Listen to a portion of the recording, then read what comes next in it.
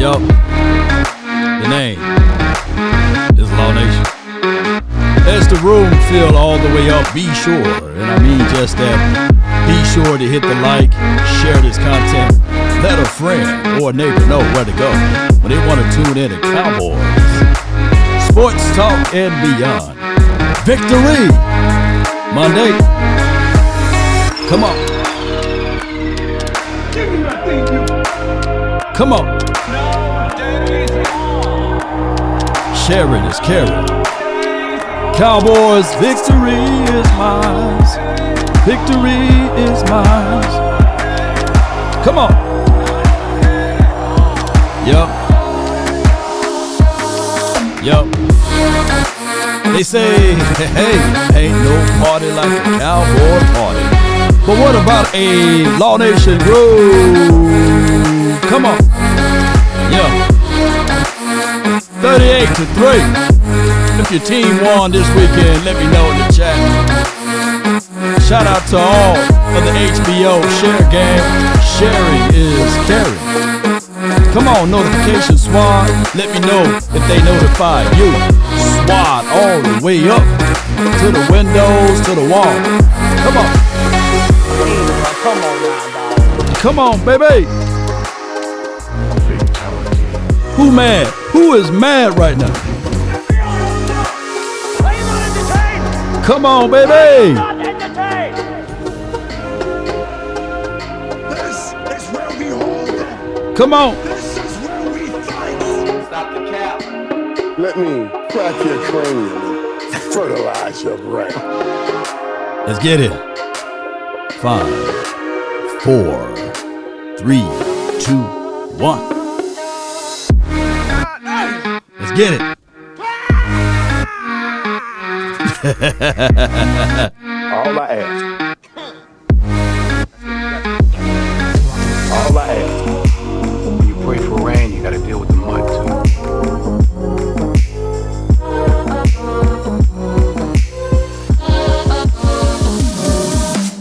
Oh, come on. Ain't no party like a victory party. Yeah, yeah, yeah. All I ask. Come on. Hey, all I ask, baby.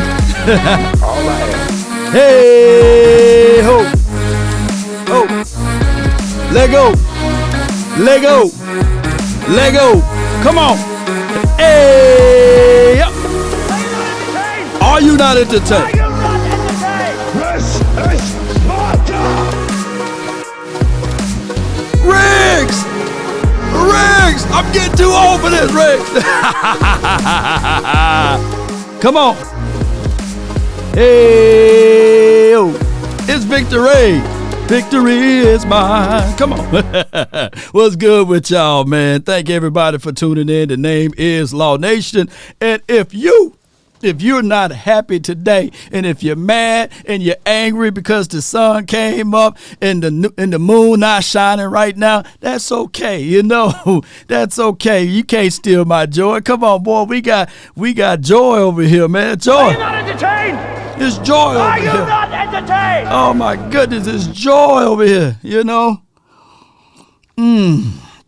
Makes everything taste better too, you know. Food tastes good. Breakfast was great this morning. You know, the coffee just hitting different. So if I'm just extra crunk today, then let me be extra crunk. I want y'all to walk into that thing like this, walking around into the office, you know, boldly walking around and just tell them, how about them Cowboys? How about them Cowboys? I want you guys to do that, because if we don't do it, hey, win, lose, or draw, they're going to still do it to us. They still trying to take away things that we just trying to be happy. Happy, joy. And all of a sudden, you know, the 4-letter, the 3-letter network, they're not going to give you yours. And even when they do, it's fickle, right? Skip Bayless is going to be fickle with it, right? So I advise y'all not to tune into that. Stephen A. Smith, you know, he's going to be fickle. Hairline way back here to the 1960s and the 50s, man. You know, his hairline is singing, "We shall overcome." But hey, don't worry about him. That's okay, ladies and gentlemen. And hey, Shay Sharp, you know he ready to hate. You know, ask him about his teams that he went and played for and things like that. But hey, shout out to y'all. Let's go. Riggs. I can't take this no more.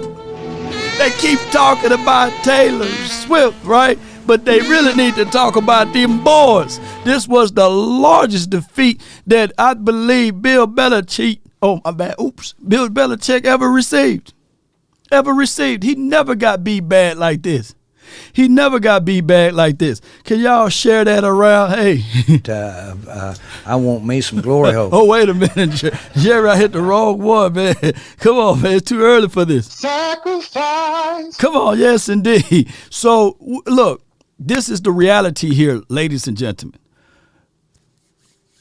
This team, even though we're not finished, we're not done, you know what I'm saying? We still haven't found what we're looking for, right? And we still on the pace of building up this team. I would tell you guys over and over and over again, you don't want to peak in September. You don't want to peak in October. You see, there was a team last week, and one can argue that they probably peaked. Miami Dolphins, you know, they done put up all of those scores. They should have saved some for this past week, right? You don't want them to start questioning themselves now. All of a sudden, they did it against XYZ team, but when they played a team within their division, right, the Dolphins and the Bills in the same division, it didn't look the same, right? So you don't want to peak right now, ladies and gentlemen. You want to continue to figure out ways to build. I'm in a group chat right now, Bad Dog, sitting there saying, hey, man, 49ers finna come and put a stomping on y'all for next week. Just wait on it. Lord Brunson is over there. He's ready. He's throwing seeds of doubt, and he's saying that, hey, you better watch out. I'm not impressed by the Cowboys' victory. Bull sugar, why do we need to impress an Eagle fan, right? Why do we need to impress him? It don't need to be an impression of how he should feel about the game. He's an Eagle guy, right? So when they start talking about, hey, I'm not impressed, do that against a real team. Well, a win is a win, right, ladies and gentlemen? Appreciate y'all. Come on, baby, James Brown. You know what I'm saying? Not the singer, but he's in the chat. Yes, indeed, appreciate you, man. So don't fall into the traps.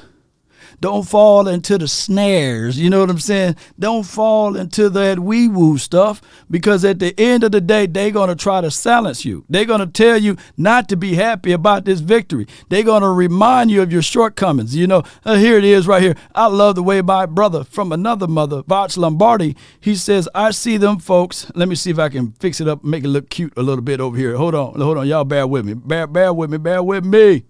Hail Mary. Run quick, see what do we have here now. Let me see if I can make this up. Slide the wrong one. Hold on, slide this one right here. Here we go. It says, I see them folks talking like the Patriots haven't been getting blown out all year. You know what I'm saying? Have been getting blown out all year. And giving no credit to the Cowboys for being dominant. Y'all stay focused and enjoy. So here it is. 25-20 Eagles. I'm quite sure that they were saying, woo! They was glad that Keyshawn Boutte didn't get his feet in bounds. Y'all remember that? And then the Dolphins, who's capable of scoring over 70 points or something like that, 24-17, they scraped by. It was a lot of sweat action. And then when we seen the Patriots versus the Jets, 15-10, those are close games, ladies and gentlemen. Close games. But lo and behold, when the Cowboys get out there and we start playing and we start doing our thing and we start dominating, it's just the good old Patriots here. You know what I'm saying? Law, don't eat the cheese. Shout out to you, my guy Sugar Daddy One. Appreciate you, man. Pause, just in case somebody watching this, on just audio, they're like, hey, man, Law got a sugar daddy? Hey, pause. But most important game so far comes this Sunday. Let's effing go. I got you, man. Sacrifice. Come on, Parson, where you at? Where you at, Parsons? Let's go. Parson, where you at? Parsons? Here you go. Let's go, man! Woo! Let's go! Yes, indeed. And what I don't want you guys to look at, you don't win the Super Bowl week 1, week 2, week 3, week 4, week 5, week 6. What we want to see ultimately, this team just being competitive and competing in every game, whether it's offense, defense, and special team unit. And if they can keep that momentum going, is newness. It's the newness to most of the Cowboy fans. Well, what I'm saying is that there are known knowns and that there are known unknowns, but there's also unknown unknowns. Things we don't know that we don't know. Normally, after an embarrassing loss, it's contagious. It's very contagious. It will start trickling down to an exposure, right? You'll start seeing the same patterns. This is what we accustomed to. This is what we used to, right? Who remember? Even years, hey, we do good. Odd years, we do bad, right? And when we lose back in the days and we had one embarrassing loss, the next game, it will trickle down and seeing some of the same semblance and the same thing happening over and over again. And then they will pound on it and they will say, see, I told you they are an accident waiting to happen, right? See, I told you after an injury, this is who they are. Just wait, right? And even though you can say that for 31 other teams, but this became the identity of the team because we had no ability to refute. We had no ability to have the counterpunch. One of the most important punches in boxing is your counterpunch.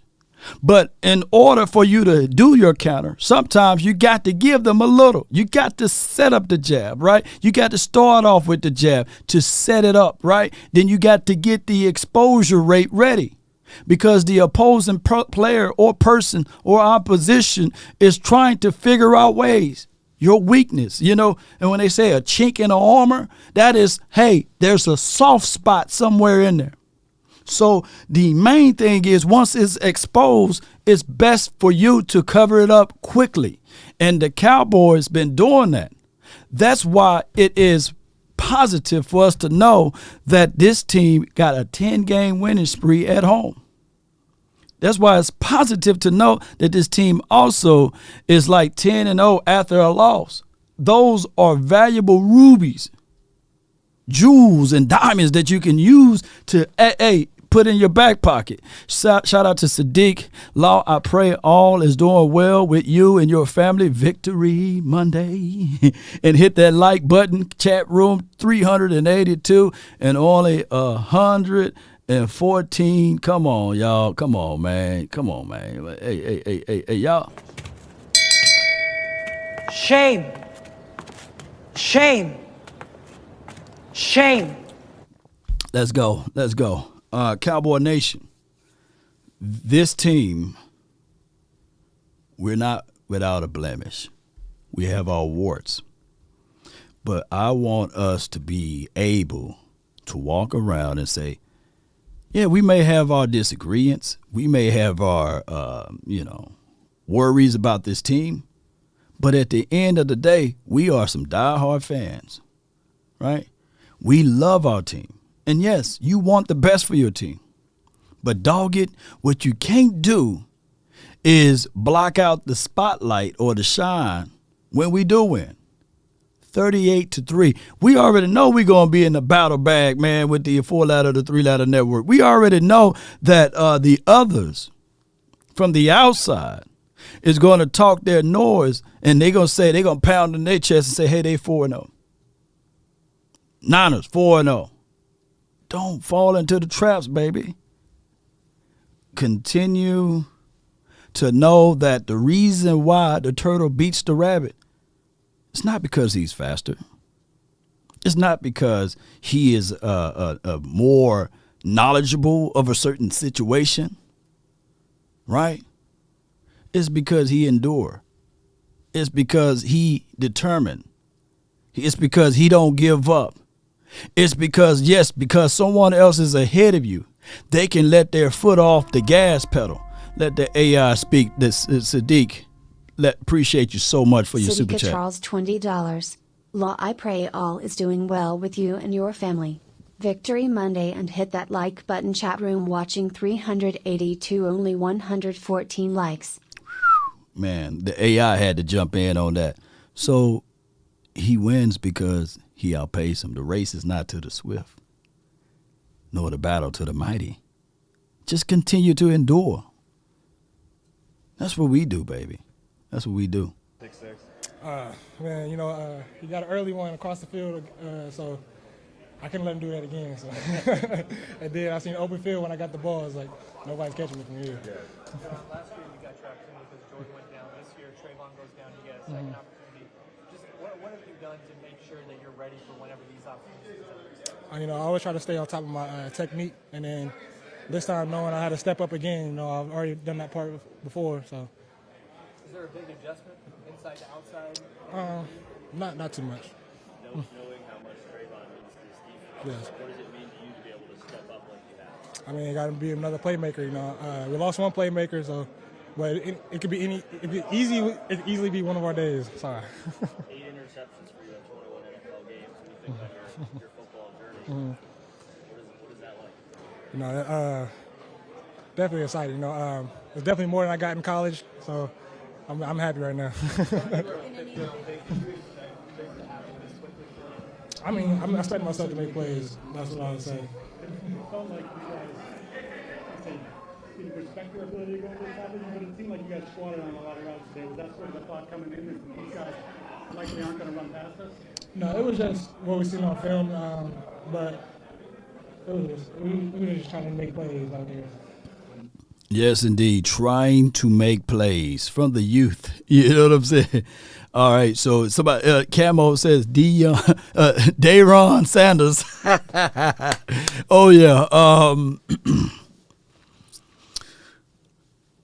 DBs, in my opinion, they got to get a feel of the game, right? And normally, you would see things that happen in the first quarter. You'd be like, oh, okay. All right. Okay. All right, at the top of the route, they like to do X, Y, and Z. The opposing receiver, I can tell where their shoe is pointed, right? Whether it's going to be an inside release or whether it's going to be an outside, whether they try to run with leverage into the inside. And you start to study, tendencies start picking up. And that's why I say it's so important for DBs to be on the field all of the snaps. You pull them for one snap, and then some of that muscle memory and some of those plays get convoluted, right? So I look at Bland as a student of the game, right? He's a physical DB. And the first week he was out there, they didn't trust him much. They didn't trust him much as it relates to man, because you want to get him comfortable. Now, there's no growth in comfort. Write that down. There's no growth at comfort or in comfort ability. And you can't just lay down and say, hey, I want the six packs to come, right? I want the biceps to come. You're going to have to break that muscle down and then build it back up. And then it requires rest. It requires the perfect amount of nutrition and the perfect protein to food ratio, whatever it may take to grow that said muscle. But most importantly, you got to break it down. And one thing with a DB, speaking of this, is that you don't want to shatter their confidence, right? You want to get them in rhythm and get them involved into the game plan. And I think that the Cowboys did a wonderful job of allowing him to get comfortable, right? Allowing him to play some zone looks early in the first game that he played in. And he only allowed about 26 receiving yards on him, and he did a great job, only 2 receptions. But this game moving around, he played a little bit more man. He carried the guy inside, even though he had released there far as the coverage ability for leverage. And he was able to jump routes, and we'll be able to pull up some of that content today for you guys with the all 22. Bland did a remarkable job. But from the outside looking in, because he's not a household name, oh, man, he ain't nobody, Law. We need to go do X, Y, and Z. But out of his draft class, no one is playing better than him. Shout out to Sauce Gardner. He's going to get the attention because he playing in New York, right? And he was a number 1 draft pick. But I believe, as it relates to today, No one got more INTs than him. He have 8 of them. Don't he have 8, ladies and gentlemen? Don't he have 8? So he's doing his job. Do your job. And he's on pace for doing even more. I talked to his father when we was out there at Oxnard. And I said, man, everybody, they looking at the money that Trayvon Diggs is about to get at that time. I believe he was about to get that bag, I believe, when I was talking to him. And I said that, man, oh man, I know people say that money don't motivate you, but dog it, when you see it that close, shoo, this generational wealth, man, come on. Yes, sir, 8, appreciate you. Generational wealth. Bland kids. He fooled around and get a contract like my guy Diggs. They don't have to ever lift a finger, right, if they manage it right. Shout out to all of the managing partners, right? So I'm looking at it from that aspect of it too, that the small motivation, if he can do it, don't count me out. My name is Deron Bland. I'm doing it too, ladies and gentlemen. And we have a DB for the foreseeable future, Diggs and Bland. Shoot. Yes, indeed. Shout out to you, Rev. He says, facts, I got him on Prize Picks. Yes, indeed. Shout out to you, Jay. Appreciate you. And salute to the sponsors, Prize Picks, man. I really appreciate you guys. Terrell says, Niners by 10 Sunday night. We're going to beat the Niners by 10. I appreciate you. I appreciate you, man.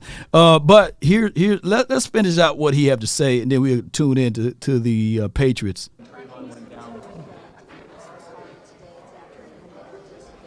Yeah, last game it was not our game, and then the whole week we were just talking about how we're gonna prove ourselves again, and then today we try to do that, and they got to do it again next week. Deron, when Trayvon went down, there was concern amongst Cowboys fans about what is this going to mean for the defense. You've answered that question in a pretty profound way, certainly today anyway. What's your message to Cowboys fans about your ability to lock down that position and make sure everything still works for this defense? All I got to do is say, stay ready. That's all. Stay ready. And if you stay ready, you don't have to get ready. And y'all already know it's better to be prepared for an opportunity and not have one than to have the opportunity and not be prepared, So put that into your mental mindset there. And it's freaking time. Yes, Scott, it's freaking time for us to capitalize. It's freaking time. Because what we going to do here is we punch people in the mouths and allow them to try to take away, hey, man, this team is just what it is. Look, I get it. You're going to have your – look, every now and again you get embarrassed, right? You get embarrassed.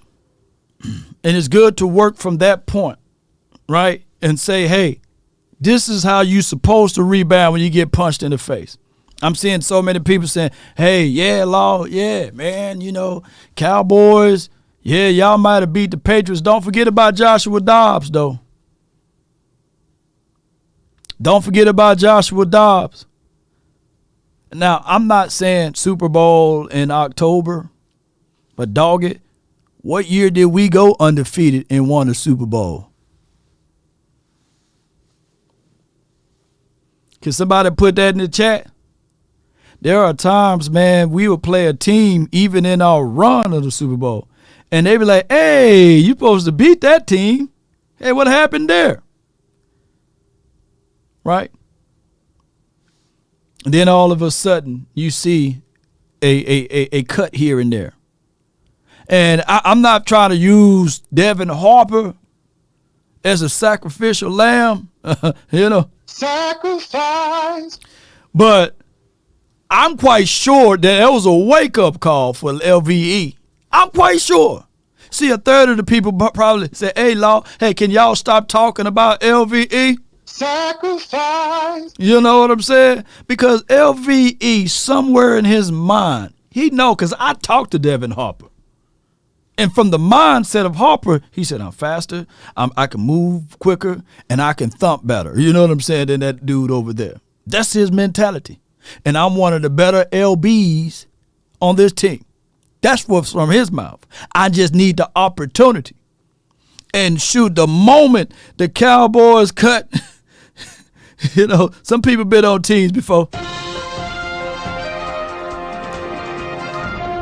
Breaking news, the Cowboys cut Devin Harper. Don't you know that LVE was like, whoo, jeez. Oh, my goodness, man. Oh, my goodness. We already raised the blade thin. Oh, my goodness. We are hanging on with the loose tooth. You know what I'm saying? And LVE, even in this game, I see somebody put LVE is trash in the wolf hugger. But you know for sure he played maybe 5 to 10% better last game just because of the fact, hey, Harper got cut. So those things count, right? Those things pay dividends on the small amount of success that you have to drive home to. And even though this could have been not even the message that was sent, but somebody on somebody's team know that, hey, this dude is better than me, and they end up cutting him. I got to get really, really back onto this thing. Yes, Zach Martin bruised quadriceps, you know, biceps, quads. Yes, indeed. Okay, bruised quads, you know. Yeah. So, and I believe we waiting on the MRI, right? Right? Shout out to you, Scott. Appreciate you. To be determined. Okay. Quads. All right. So leave LVE, the wolf, somebody call him the humper, the hugger. Leave him alone. But at the end of the day, that scoop and score was very beneficial for us, right? It even helped us out and getting things going in the best way possible. Let's listen to these boys over here. Let's listen to the tears. A good game going in. Coming out of it, it was not by any stretch of the imagination. I think the first thing we need to do is give credit to Dallas for dominating 38-3. Was not a game outside of the first probably 2 or 3 drives of the game. Mike McCarthy, Dak Prescott, Micah Parsons, who was in the game way too long. I would be petrified if I'm Mike McCarthy of him getting hurt. I understand that Micah Parsons is the best player in the field. You got to say, I'm sorry, this is good to go. Get out of here. But it was an absolute destruction. Who going to tell him to get off the field, right? Who going to tell him to get off the field when last week, y'all saw how embarrassing it was last week on the defensive side? I get it. Scared money make no money. And, yeah, somebody said, Jay Lombardi, political. Political football is a major thing, not a minor thing. And if these boys if there's something that they are trying to prepare themselves for the following game, I'm going to tell you, what's destined for you is going to happen regardless. And what's going to happen bad to you is going to happen bad regardless. What's going to happen good for you is you can't get into the way of saying that, hey, I'm just going to pull this guy. And then in practice, you can be out for the rest of the year, right? Oops, Trayvon Diggs out for the rest of the season. So you can't play this game scared. You got to have to look into this and say, hey, if he really want to get into there and do things, now I get it. We can all say, hey, man, pull this guy, pull that guy. That's just how it goes. Final play of the game, something bad can happen. First play of the game, something bad can happen. This is live ammunition, and you can't protect the future because it's not yours to protect, and that's just the reality of it, you know? So, unfortunately, the Cowboys, the opposing teams say, yeah, man, why don't you just pull them, right? Now, there are some idiotic things that you can do, right? And you say, hey, man, hindsight is 20/20, you know. But sometimes Destin get in the way. We were going to try to attempt to kick a 67-yarder, right? Destin got in the way. Hey, Destiny, hey, how you doing? Chuma Edoga, false start, sweat equity was all pulled aside, right? So sometimes, I know a fella, man, good friend of my family. Him and his wife continue to try to have children. Rainbow child. Kept things negatively happen. Child number 1 couldn't make it. Child number 2 couldn't make it. Child number 3 didn't make it. Child number 4 couldn't make it. He tried. He kept trying to have that child. And all of the times he kept trying, right? She was feeling a little saddened by it. She was feeling like, I can't provide for my husband, right? Continue to try. And then on the 13th time, right? Some people say 13th is the unlucky number, what have you. On the 13th time, tears everywhere. Finally, the child was born. And he put on the birth certificate, meant to be.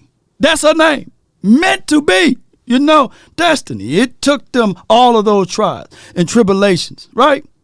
And he said, meant to be giving me all type of hell, but I'll take every bit of it. I'll walk through hell just to feed my baby right here. She's meant to be. You know, some people will say, hey, why would you name your child meant to be?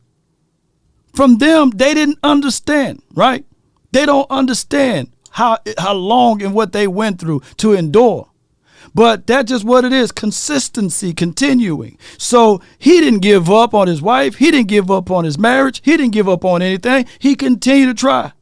But a third of you guys are always willing to give up. Oh, no, and then it's been, hey, man, I can understand. It's 13, though. 13 is not 27, Law. But I'm quite sure even if it was the 27th time or the 28th time or the 30th time, he would have still been able to be with her and he would have still continued to try. But a third of you guys, the moment y'all see any levels of, hey, this other team is doing good. This other team is doing better. This other team is, hey, look at what they doing. Don't y'all know how many years did it take? How many years did it took for the Chiefs to find a Pat Mahomes? How many years? So many people are so willing to rip off the Cowboys apparel and say, hey, man, I'm going to join the winning team, the Chiefs. How many years did it took for the doggone Eagles to win one, right? How many years? Before then, they were still being the same Eagle fans out here. They were still, then they was counting the 1913. Hey, in 1913, we won the world championship when there was 4 teams out there. Took them 50 years. And we get a little 27-year bump. And even though I explained the situation, Shane Gailey, Dave Campo, oh my goodness, man, Wade Phillips, and might as well say with Jason Garrett for 13 seasons, right? Even if I explain it away, provide context, somebody will be yelling, hey, Law, those are just excuses. Y'all would never see me fold up and change direction and say, hey, man, since my team been 27 to 28 years, let me start liking, let's go here. Let me start liking the Chargers or something. You know, let me start saying a Law Nation for the Rams. You know what I'm saying? Come on. Nah, it's tough, but we're gonna fight this thing out. But let's listen to these fools over here. Let's listen to them. And I know it as a Pats fan that this week is going to be a referendum on the last 20 years. And I'm going to have to listen. Belichick's not that good. It was all Brady. He should retire. He's over the hill. Mac Jones stinks, which he does. I get it. But that's what they have now walked themselves into here. Yeah, I mean, listen, let's not bury the lead in talking about Micah Parsons. That was Bill Belichick's worst defeat in his NFL coaching career. And this guy been coaching a long time. He's been a head coach 25 years, and you're talking about that being the worst defeat in his NFL career? I mean, losing the way that they did, it was non-competitive. I mean, they traded field goals in the first couple of possessions, but after that, it was all Dallas Cowboys. I mean, the drive chart for the New England Patriots goes turnover on downs, sack fumble for a touchdown, 3 and out, pick for a touchdown, punt, interception that leads to more Dallas points, 3 and out. I mean, punt again. Like, it was absolutely awful football. And there were mistakes in that game that just shouldn't be made. Like Mac Jones throws it across the field, and then a couple of plays later throws it again, tries his luck again, and it ends up being a pick six by Deron Bland. Those are plays that your quarterback can't make.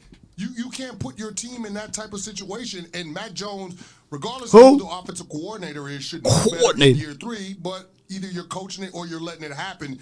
And the fact that this Patriots team only has 1 win on the ledger, and that being to the Zach Wilson-led Jets, should scare you. Now, it's been an absolute brutal schedule to start the season, But it ain't getting easier no time soon for the Pats. They got to find a way to get some real wins instead of all of these moral victories against real Morale. teams.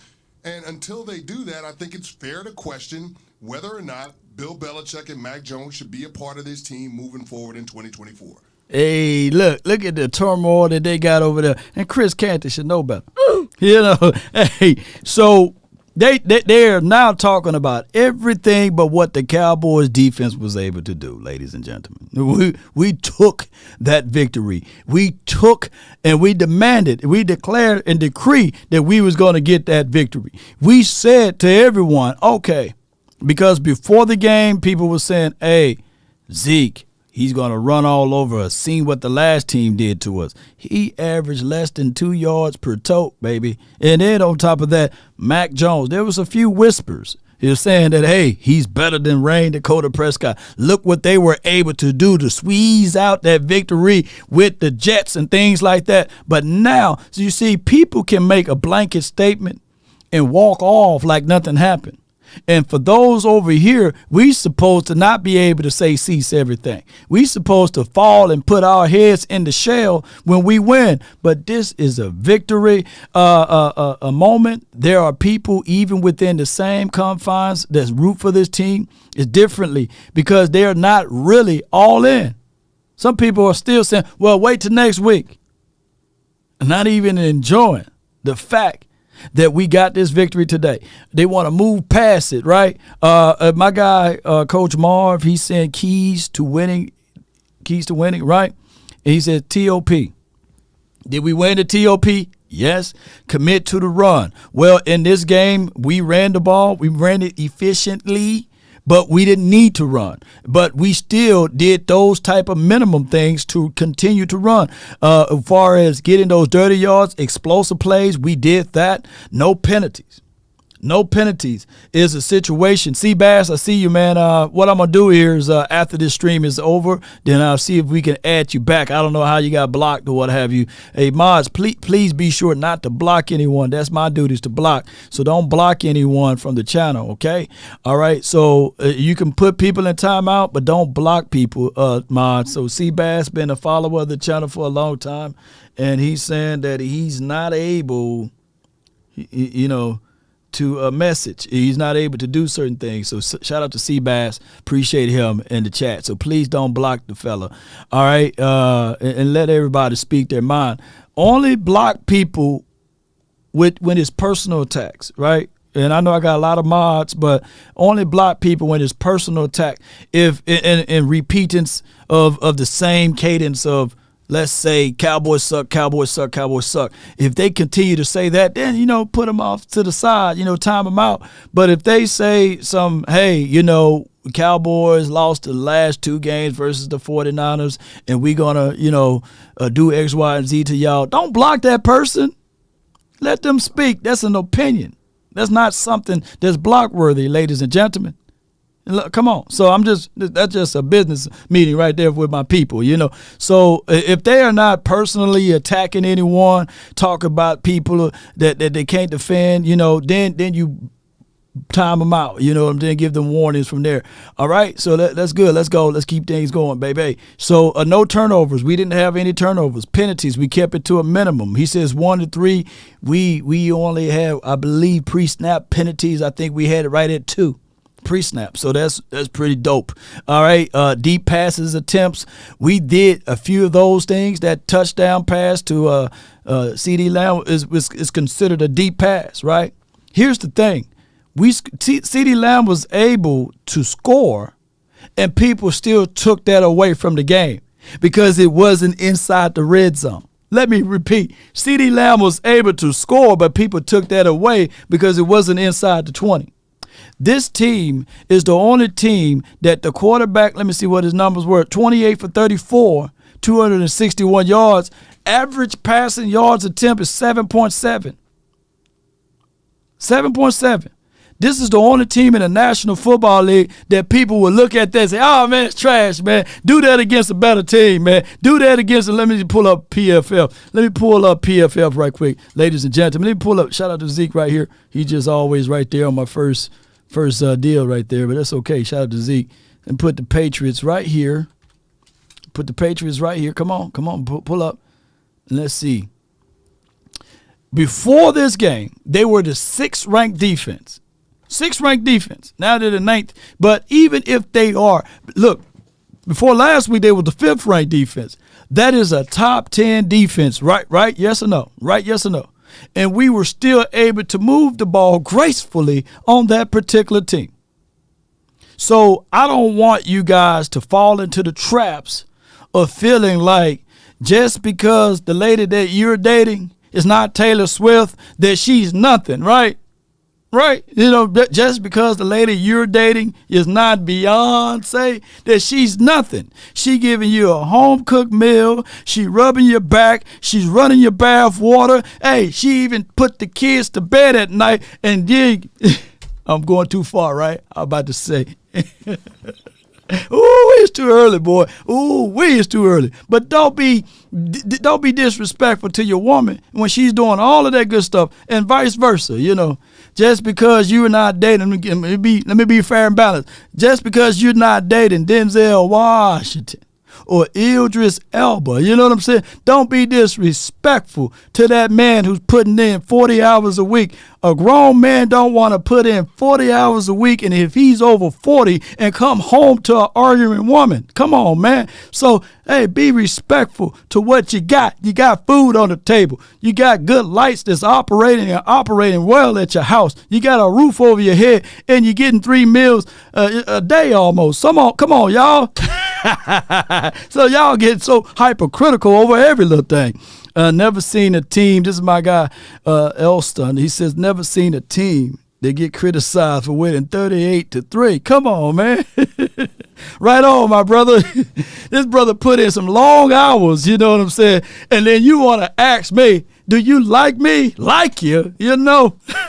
I don't have to like you, you know. Come on, baby. Facts. Come on, Cowboys. Lola Cowboys, appreciate you. Yes, indeed. Tyrone working some double shift hours, you know what I'm saying?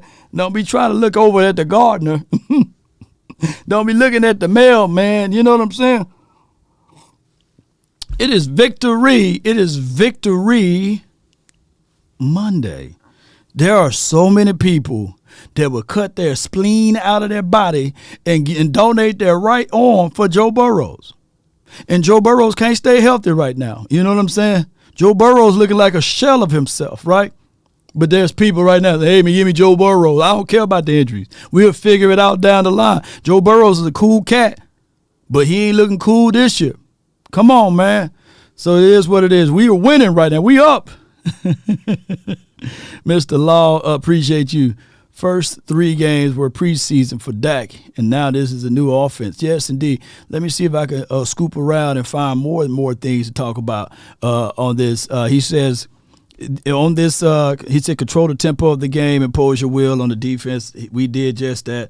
For real. Appreciate you. C-Bass, as soon as I get off, I'm going to do some investigation on all of this. Appreciate you, man. Shout out to everybody for tuning in. Thank all of you all.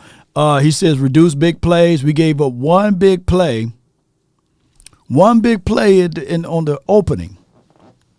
And I was mad. I was like, Buster Douglas. I don't know what Douglas. I was looking for it. And my guy, Adano,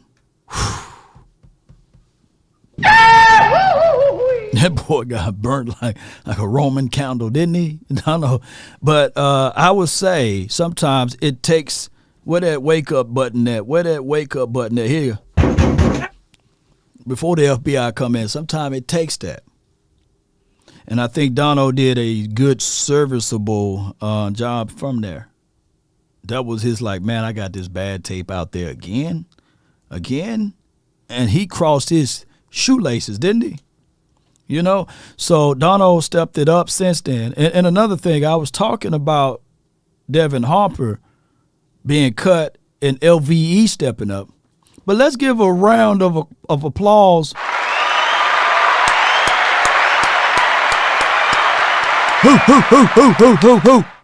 to LB Damone Clark. Did y'all see a sighting with Damone Clark? Did y'all see that? making 33 number look okay. You know what I'm saying? Because, hey, for a moment we were sitting there like, hey, man, you might have to take that 33 off, man. We don't like that around here, man. But Damone Clark, with the DC as his initials, had a tackle for loss up in there, man. I'm giving him another round of applause. Yes, indeed. I don't know if they got trophy emojis in the chat, but if y'all can find a trophy emoji, man, give him a trophy, for shooting through the A-gap, squeezing down, getting skinny, and making a tackle out there, man. Nice hit, man. Tone setters, man. So that's a good thing, ladies and gentlemen. Damone Clark being able to put your hand claps together, give me some blue hearts or something. Yeah, they do got trophy emojis, man. Y'all put those trophy emojis in the chat. I want to see him run all the way up, man, because that dude, man, he did a great job. Did a great job out there. I would take that all the way to the bank, ladies and gentlemen. I will. I would take that all the way in. Just to be transparent with you guys, it's okay, Cowboy Nation, to look back at this. But I want to say this right here. This is what I really like collectively, is the words from Tony Pollard. Tony, can you talk about the importance of having a bounce back game in this fashion against a team coached by Bill Belichick after seeing what happened against Arizona? Yeah, I mean, that was a big win for us, especially against a fundamentally sound team like that. Patriots are going to bring it every year, no matter what the situation is. It was a big game for us, bouncing back, fighting through that adversity. Yep. Tony, 4 games in, you got some blowout wins. You had the disappointment last week. What do you make of where this team's at? We're taking things one game at a time. We're steady getting better over time, but, we still have a lot of room for improvement. Listen. Yeah, I talked to him after the game. Yep, with trade jerseys. What was that like, and what did you think of the honor pregame? He deserved it. Everything about it, everything he's done for the organization, the way he's put his body on the line. But we had to do it to him today. Is that a dog mentality mindset? Hey, man, appreciate all the flowers and the roses. Who made tulips great, right? Tulips. Some people prefer tulips over roses. So, hey, if y'all, see the lady, if she's not really interacting well with the roses, hey, try the tulips, man. Ain't nothing wrong with tulips, man. So we gave Elijah Elliott, all of those flowers and roses. And we also gave him the business, too. So, yes, indeed, ladies and gentlemen, boys and girls, he literally said, hey, man, that's my dog, Zeke. But he sees everything. This is a new sheriff in town now. This is my spot. You know what I'm saying? Yes, indeed. So if he can be the Joseph Adai to, Adrian James, and we end up winning that thing, you know what I'm saying, with Joseph Adai, you know what I'm saying? I think we would take it. I'm just trying to use that parallel thing because Adrian James and Peyton Manning was joint at the hip, right? We all know the storyline. And the moment Edge left, that's when they, y'all get what I'm saying, right? And nothing wrong with that. Edge still was that dude, went off to make it to the Hall of Fame and beyond, but he didn't win nothing with the Colts. But that's a whole nother storyline, right? So now this is Tony Pollard's season. So you can put TP season SZN in the chat because he's doing a wonderful job with the boys. He's running in between the split.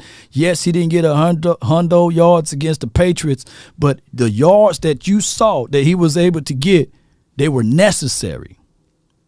Nothing personal. It's just business, baby. Just business. Let me see if he has said anything else. Biggest takeaway?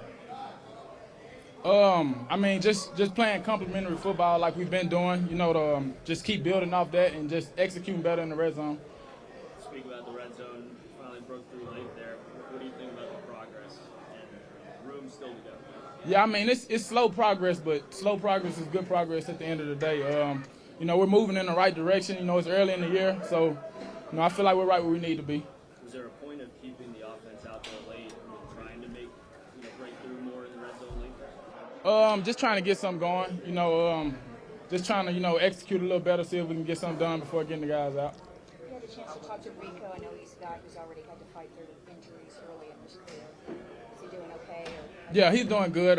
Just a little, probably a little hip pointer or something like that. But yeah, he's gonna get X-rays and MRIs like that. So yeah, we'll know in a couple days.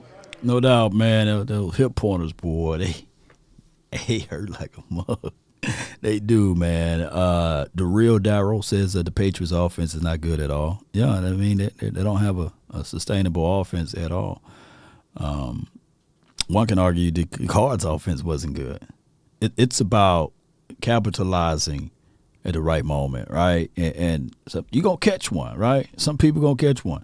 And the Cowboys caught one last week. But, man, that vitamin, that recipe was everything because it gave us an extra edge.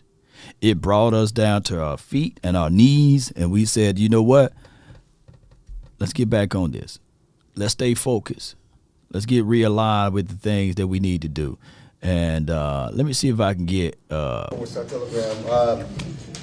You finally got the red zone score at the end. Just talk about how efficient the offense was and how important it was to get that last one in. Yeah, I mean, pretty efficient. Can y'all hear audio? Still not to our standard, though, honestly. Having the red zone, as many opportunities we had in the red zone. Ball head Dak. I guess on that 1 4th down, we were on the fringe. Didn't convert on that. Still not up to our standard, but obviously it feels good to get a couple of red zone touchdowns. Had the one just barely outside of that to CD.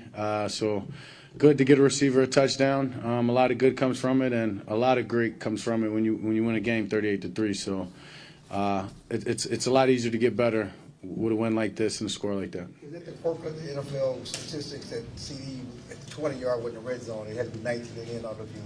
A lot of us learned that. Yeah, I mean, if it's not inside 20, it's not red zone, So, but honestly, going into this game, we told him that. Shadi actually told him that for you to score, it's going to have to be outside of the 20. And it's really just credit to their defense, their scheme, and them trying to take away the best players once you get inside the red zone. So he answered. Dak, Ed Werder, ESPN. You guys, the last 3 years have been 9-1 coming off a loss in your next game. You're 9-1 and averaged 33 points a game. Those are both the best marks in the NFL. What is it about those situations that brings out, the best of you guys? Yeah, we want to stay out of those situations. Good report. You give a good response to Prescott on here. It just hit me. The way Prescott's head is shaped just a little bit, it kind of look like Thanos' head a little bit. Right around here, all he needs is just those little ripples on his chin. Not calling Dak Prescott Thanos, but look how he be looking down. Let me go rewind just right here. It look like Thanos a little bit, man. Thanos Dak, come on. Situations that brings out, the best of you guys. Yeah, we want to stay out of those situations. Much rather just be coming off of a win and going to get another win, but just allows us to refocus. A lot of those, I'm sure, in the last 3 seasons, from the top of my head, are humbling losses, maybe games that we should. Yeah, BD Gray.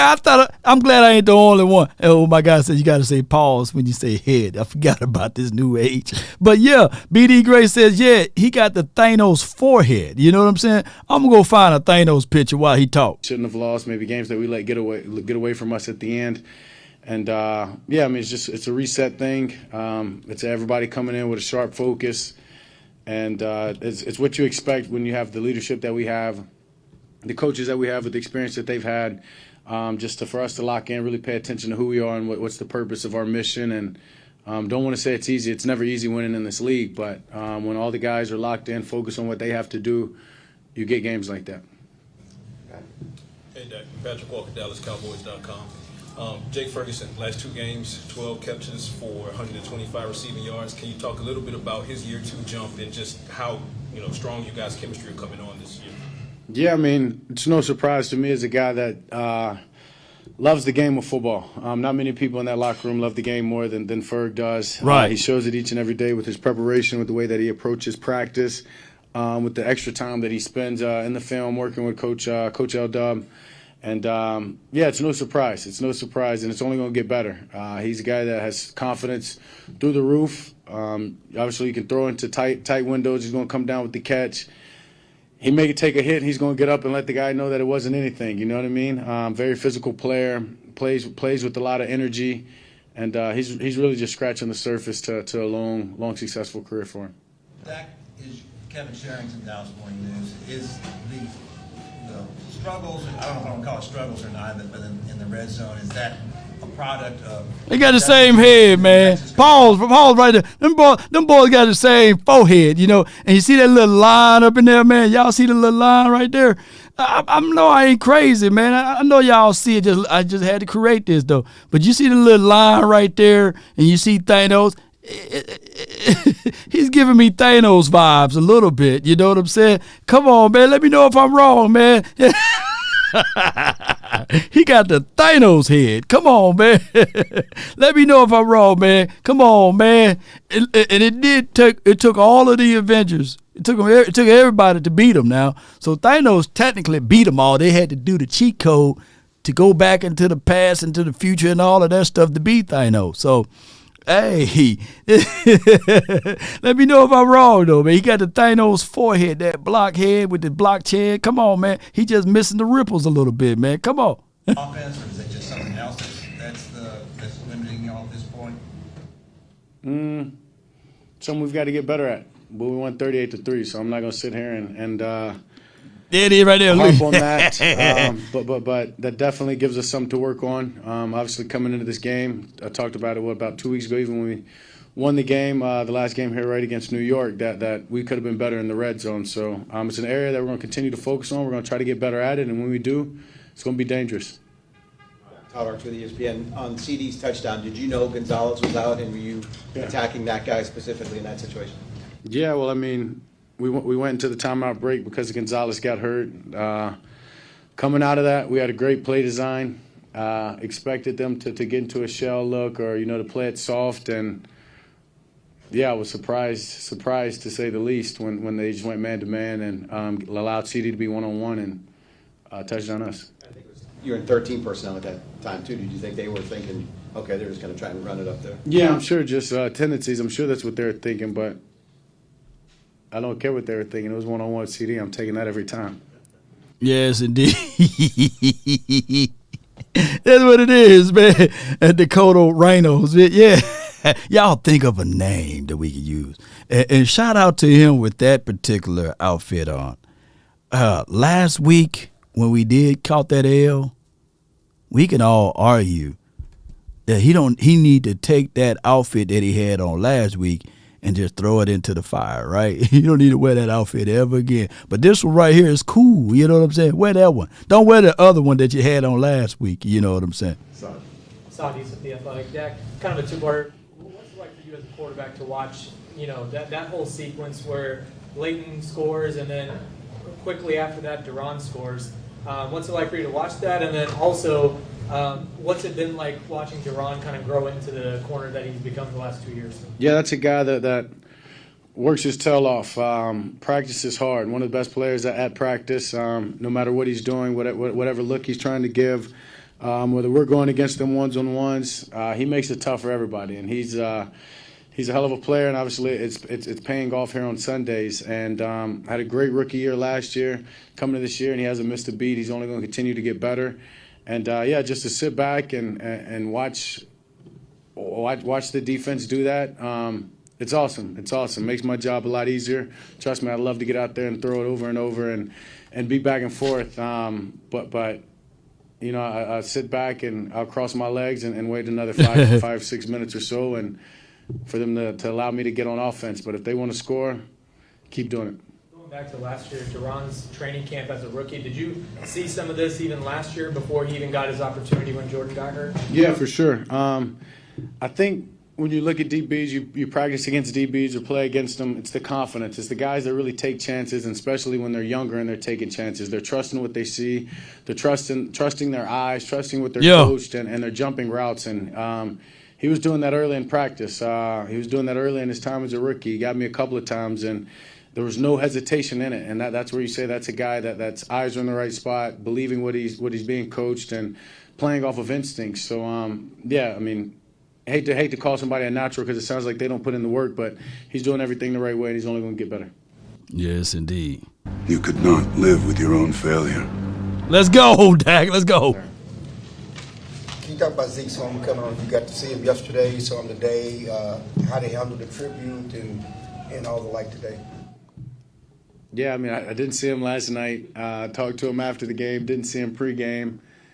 I'm sure he liked the tribute. I loved the tribute. Thought it was pretty cool. But yeah, I mean, we'll connect. We'll talk. I mean, it's, as I told you, our relationship is much bigger than this game of football, and especially just this one game of him coming back. But pretty cool. Just of Jerry and the Cowboys, obviously playing that video for him. Giving him the respect, the honor that he deserves. Great 7 years here. I wouldn't be the player that I am without him. We wouldn't have the success that we had over these 7 years without that guy. So, yeah, thankful for him. They need to play him more, but hey, that's who am I. You could not live with your own failure. Somebody do me a huge favor, man. I need the Photoshop kings out here, or queen, to Photoshop Prescott head on Thanos with the I can't put the Infinity Gauntlet. I don't want it. Just Photoshop his head on there, and he's seeking that first stone. You know what I'm saying?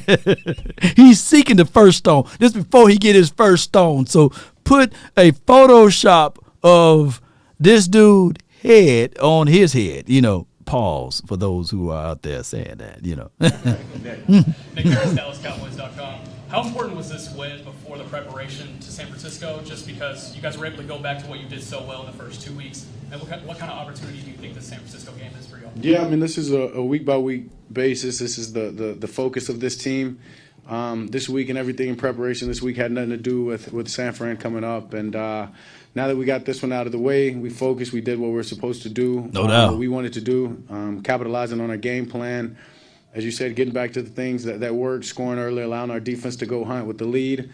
Now it's about turning the page, studying the hell out of these guys, understanding who they've been, what this matchup's been the last couple of years. Having played them in the playoffs, understands the team that if we want to get to where we get, we've got to play them again come playoffs. So looking forward to the matchup and turn the page, come tomorrow morning and come up with a great game plan. Time. Dak, what was the feeling leaving that locker room last January against those guys? I mean, it's obvious. I mean, we're so far past that, to be honest with you, but that's obvious. I mean, you just want to piss me off going into this week, and I appreciate that. Get him, Thanos! I do. Yeah, appreciate that. Appreciate that. Lost drive, you guys. I mean, every day. Woo! Every day. Every day, Ty, every day. Man, come on with it, man. Come on with it, man. All right, I done held you guys off long enough. So let's go ahead and come on, Thanos, get out the way, Thanos. Get out the way. Get him off the screen. Get him off of it. You know what I'm saying? All right, so what we gonna do now is this is the time that we like to hear from you all. I know I said if you guys want to touch a little bit on this game, and tell about the celebratory things, and we're going to talk about the positive things, and then you touch a little bit on the Niners, right? But we ain't finna make this a Niner conversation, though. But let's open up the phone lines. Let's make it quick and snappy and all of that great stuff, and let's bring it, you know. I already know a new drop. I know a new drop that I want to see if it can clear before I go next time we live. The new drop will be, who remember on Avengers the little thing that looked like Squidward, and he was talking all glowingly of Thanos, and he said that it was the very first one when Thanos was arriving, and he was beating the hell out of the Hawk, and I think that they killed Loki on that scene. I'm gonna try to see if I can, dial up that particular drop when that little Squidward thing was doing all of that talking about how, Thanos is the god and these sort of things, and y'all should enjoy this death and everything of that nature. I'm gonna have that as a call my phone, hit my line. Only ones who down for as a Dak Prescott plug or something. You know what I'm saying? 657-390-7391 is the hotline for your mind. Brought to you by Prize Picks. There are 4 participants in the conference. Mobbing with my brothers, there's no question, keep it real. Come on. Whether we East Coastin' or we in the hidden. Come on. In the poppin' straps of blue faces, not the pills. Heard you calling bluffs, I show and prove it, it's for real. Glory, baby. God, now the sun is saying, hey. Keep it off the books and keep it Come on. coming in. You could not live with your own see failure. what I'm coming hey. in. The inside caramel just like 100 grand. Call my phone, hit my line. Only ones who down. I got my guy. It's the room filler. Lee Cowboy for the 469. What's on your mind? Man, I'm happy Dallas won, man. Congratulations to them. Yes, indeed, man. Shoot, Cowboys won 38-3, and we did our thing against the Patriots, man. What you got for it? I'm specifically happy, for Gallimore and Bland because I didn't like what media was saying. Hold on, Gilmore or Gallimore? Gallimore. The interior guy. Okay, good. Go ahead. Yeah, I like the way Gallimore and Bland played this week. But what I didn't like was how the media was saying Bland, our media, not really the public, but our media was saying, Bland wasn't really doing a great job. In my opinion, he did very well in last week's game. But against the run defense, wasn't great. But when it came to pass defense, he did very well. So that's just my opinion on that. But really quick, I want to talk about San Francisco. In my opinion, when it comes to playing them, I think we should play a cover 3. And, that's just my opinion on it. I think we can beat them. And I say we beat them by 3. We beat them by 3. I would say this, though. You got to make Purdy beat you. You got to make Purdy beat you and stop the run. I think they come in waves with Christian McCaffrey. Oh, my goodness, man. He's having a hell of a year. I think he's the number 1 rushing leader. And everyone else that's even trying to be close to him are like 100 yards away from him outside of what the kid doing in the Eagles land. Swift, stop CMC and contain Kittles, and I think he'll make it a long night. Debo going to get his if he's still going to play. I don't know if Brandon Ayuk is back, but I haven't scouted the Niners yet. But you stop the run and force everything else to work his way out, I think we have a chance to win by double digits. But that's my thoughts on it. Appreciate you. I think Dallas can stop McCaffrey. That's not a problem. I don't think that's a problem. I mean, when he played with Carolina, Dallas did a pretty good job of containing him then. So true. I don't see much of a difference. So we'll see what happens. Yes, indeed, man. We ain't folding up. Appreciate you, man. Thank you for your support, Lee. All right. No, that's a good call from him. Good call, good analysis, man. We got a big super chat, man, from my guy Jay Versick, man. He said, "Law, this one is for you. Never fold and win or lose." Appreciate you, man. You are a true inspiration, a leader of a nation, and respected even by them other teams. CC, appreciate you. DC for life, appreciate you, man. I really appreciate you for that support, man. Oh, I really do.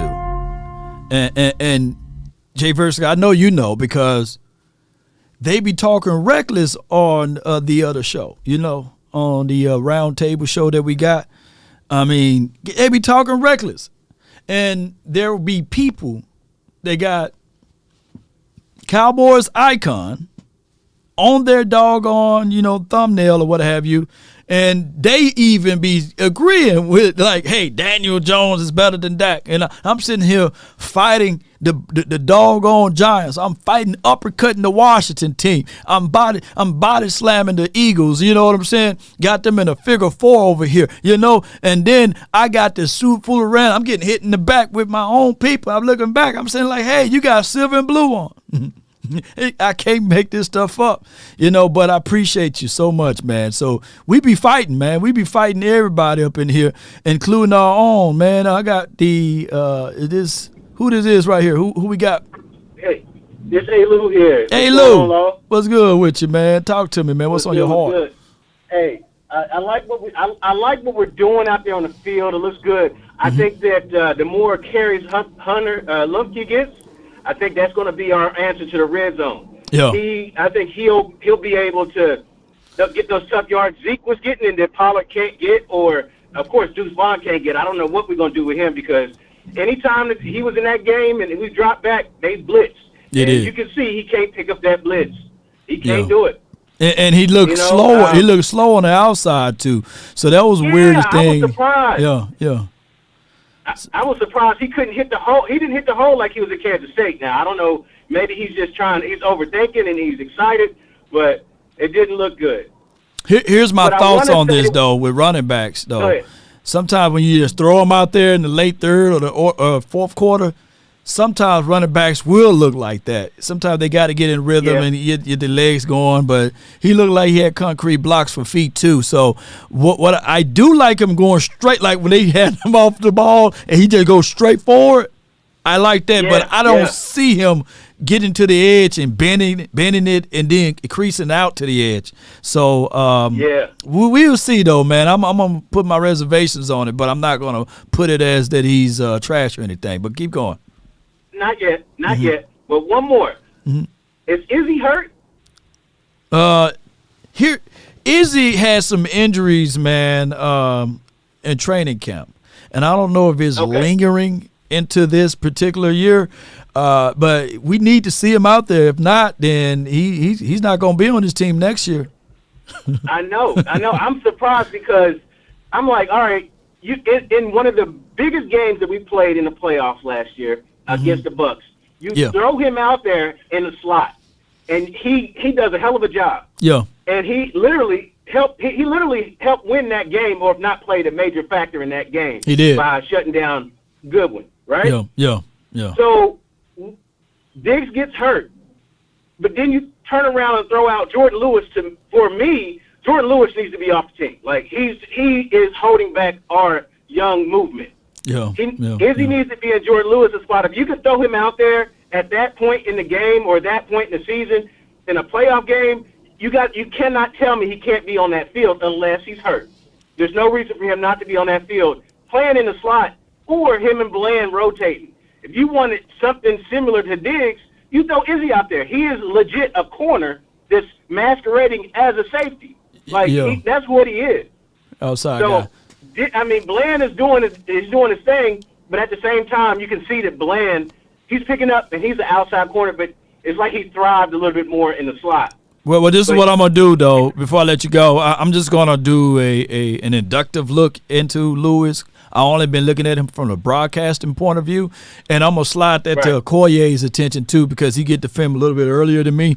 So I'm gonna say, Okoye, let's dive into this slot DB area and see where we can improve at, because Okoye been banging on the table for Wanye, and Wanye got that versatility that he can be slot and safety guy too.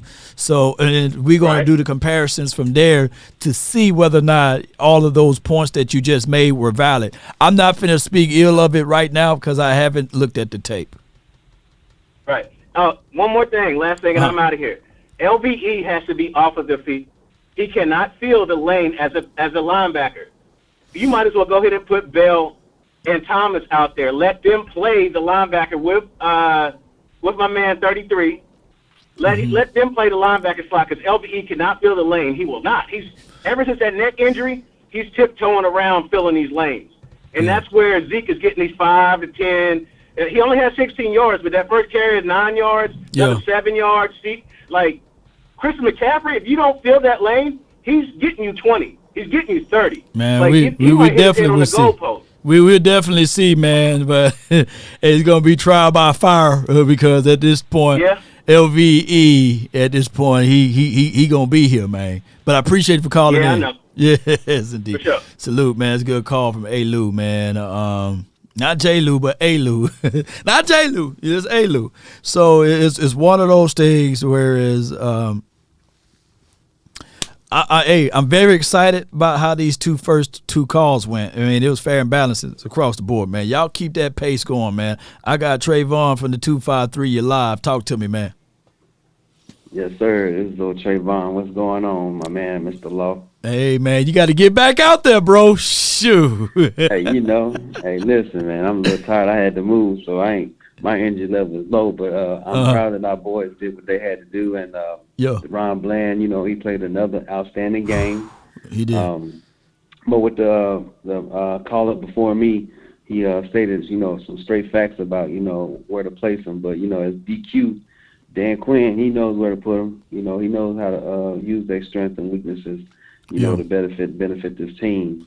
So, we're using the motivation of all these naysayers, and it just keeps us motivated. That's why our damn defense went out there and did what they did, because I didn't expect them to just lead them to just 3 points. Right. I was like, wow, that's what I'm talking about right there. I just see this, man, as far as the Cowboys, and I'm going to be watching this real closely. I have a feeling that we're going to give up a big play here and there, but our only kryptonite so far been running quarterbacks, dating back. Of course, we lost in the playoff game with Brock Purdy, but we can all say that kind of like the offense really had a major part of it. It's not like the Niners dominated us, right? And that's what I'm trying to tell people. So if we can play just Dak, do 82 completion percentage, do those things again like you did this past 3 or 4 weeks or what have you, we can be victorious as long as this defense do the exact same thing. Because I think that, this defense is just too fast, too quick, and if we don't give up the big plays, we okay. Most definitely, because our defense is scoring damn near as many points as our offense. That's what I'm talking about. Yep. They are getting it in, but I'm gonna tell you this right now. How about them damn Cowboys? How about them? Yes, indeed, Victory Monday. Appreciate you, Trayvon. And that's my thoughts on this, man. I want y'all to go back, watch the playoff game. Bland had him a pick. He dropped it in that playoff game versus the 49ers, right? And it took them a weird, illegal play to get back into the mix of it, and that was Kittle's, right? My thing is, if we don't have Alex Kemp as the aficionados, we're going to have anywhere between 3 to 5 penalties a game. That's good. But Alex Kemp, it's just that, man, when we have him as the official crew, I mean, he's averaging 13 to 14 flags, man, whenever we play. And we lose those games, man, or it'd be a real devastating game. I need to figure out what do Alex Kemp, and I'm not trying to use this as, hey, Law saying that the only reason why the Cowboys lose is because the aficionados, man. But if you guys didn't see what Alex Kemp and his crew did just last night versus the Jets and the Chiefs, you got a long one coming, baby. These officials, man, look, man, I'm not trying to make this an official game. All I want is for us to play the 49ers fair and square. Fair and square. I don't want no blown crazy call on our end or blown crazy call on their end. All I want is a good football game and somewhere where the aficionados don't even have to be a part of it, y'all. That's all we want. That's all we want. As diehard fans, and one can argue for the 49ers crew, bang, bang, rainbow gang, they going to want the same too. They going to want a fair and within reasonable game. With the aficionados not into the mix, just let us enjoy this. You know what I'm saying? Let us eat. You know what I'm saying? Don't be looking over our shoulder and make this a political race. It's Sunday night. We want to watch this game and just be a competitive game. You don't win the Super Bowl in week 5 anyway, right? We want this game to be competitive. You know what I'm saying? Yes, indeed, man. So we don't want all of that other stuff. And it's right, Chris 214, you're live on the Nation Talk to Me, brought to you by Prize Picks. What's going on, Law? All is well. Hey, so I have 2 things. Go ahead. So the first thing, about our linebackers. When do we push the panic button if such thing happens, just what happened to like the Arizona Cardinals? at what point do we say, hey, we have to go out here and get us a linebacker? At what point do you think that we should try to look into that? I mean, it's far too late now, far as unless you're going to do an acquisition trade situation. And the way the Cowboys operate and maneuver, they normally don't do that until fire and brimstone and hell and ice turnover and all of that stuff. So they're gonna stand their ground, bro. They're gonna stand their ground. Go ahead. What's your other point? My last point. Can we show some love for Jake Ferguson? Oh yeah. Darwin show too. Darwin show too. They need to trust Jake better in the red zone, though. I think Jake would have caught that juxtaposed to my guy Luke Schoonmaker, So trust Jake a little bit more, man. Trust Jake down inside, Yeah. Yes, sir. All right. I gotta go. Yeah. Hey, perfect timing. Yes, indeed. You know what I'm saying? Yes, indeed. I remember those jobs. Hey, thank you for calling Comcast. My name is Law. How can I help you? Hey, be sure to rate me all 5s. The survey is coming out soon. All right? They'll ding you if you don't say rate me all 5. I work for Comcast. I used to have that little button in the ear. Oh, oh my goodness, man. I got from the VIP hotline for your mind. You're live on the Nation. Talk to me. Lord, VIP, baby. Lord, we on the road right now. My little man coming home from school. Salute. Lord, before they started watering our victory down, Lord. Yeah, they watered I already down. shot the warning shots in the air because you already know, Lord. There's 80% of the fan base, Lord, is on the fence. I'm convinced, Lord, that's why in the battle, in the greatest battle, one of the greatest battles in the book, he said, man, I only need 300. I don't need 3,000. I don't need 30,000. Right. I just need 300 real ones. Yes, indeed. Real ones, man. You know what I'm saying? Hey, that's all we needed. Just need a few real dogs, man. We don't need everything. We just need a few dogs, man, from real ones, man. I got you right here as soon as I can find my 300. But keep going, man. Keep going, man. Here you go. What is your profession? What is your profession?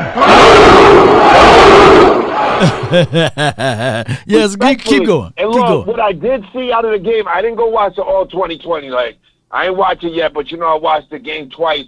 I did see us get away from the political game because I saw my man Wanye back in the game. I like my man. Don't sleep on the hitman. I love the hitman. I love that hit that he put on. You see when the quarterback ran up the middle? Yeah, Mac Jones. Yeah. When Mac ran up the middle, he put that hit on him and just stood over and looked at him. Yeah. Like, are you stupid? But I like Wanye back in the game, and I've been a big Bland fan from day one. I'm a day one Bland fan. I'm not even. I don't have to jump on the bandwagon of Bland because I had confidence in what Bland was going to do. Yeah, no doubt, What we need to think about for this next game and beyond is the swag of our defense. Our offense is what it is. No doubt, bro. Can you imagine, Lord, once we put our offense together, if we scored, say, 3 touchdowns out of the 7-8 times that we are down there, Lord, that's 60 points. Yeah. Is that what our fans want? Is that the only – our fans want 69 points a game, Lord. Pause. Hey, it's what it is. How would you like if I hit you with a 69? That used to be a song back in the day. So, hey, we'll see, bro, man, if we can continue to be even more efficient on the red zone. But if I talk to anybody and I said, hey, before the start of the season, we'll be 3-1 around this time, I think a lot of people would take that, bro. Appreciate you for calling in. Lord, before I leave, this is our first quarter report card. So we got a 3-1. This is our first quarter. I just went to a parent-teachers conference with my son. This is our first quarter. Right. Lord, what's your grade for our first quarter? I'm giving us an A.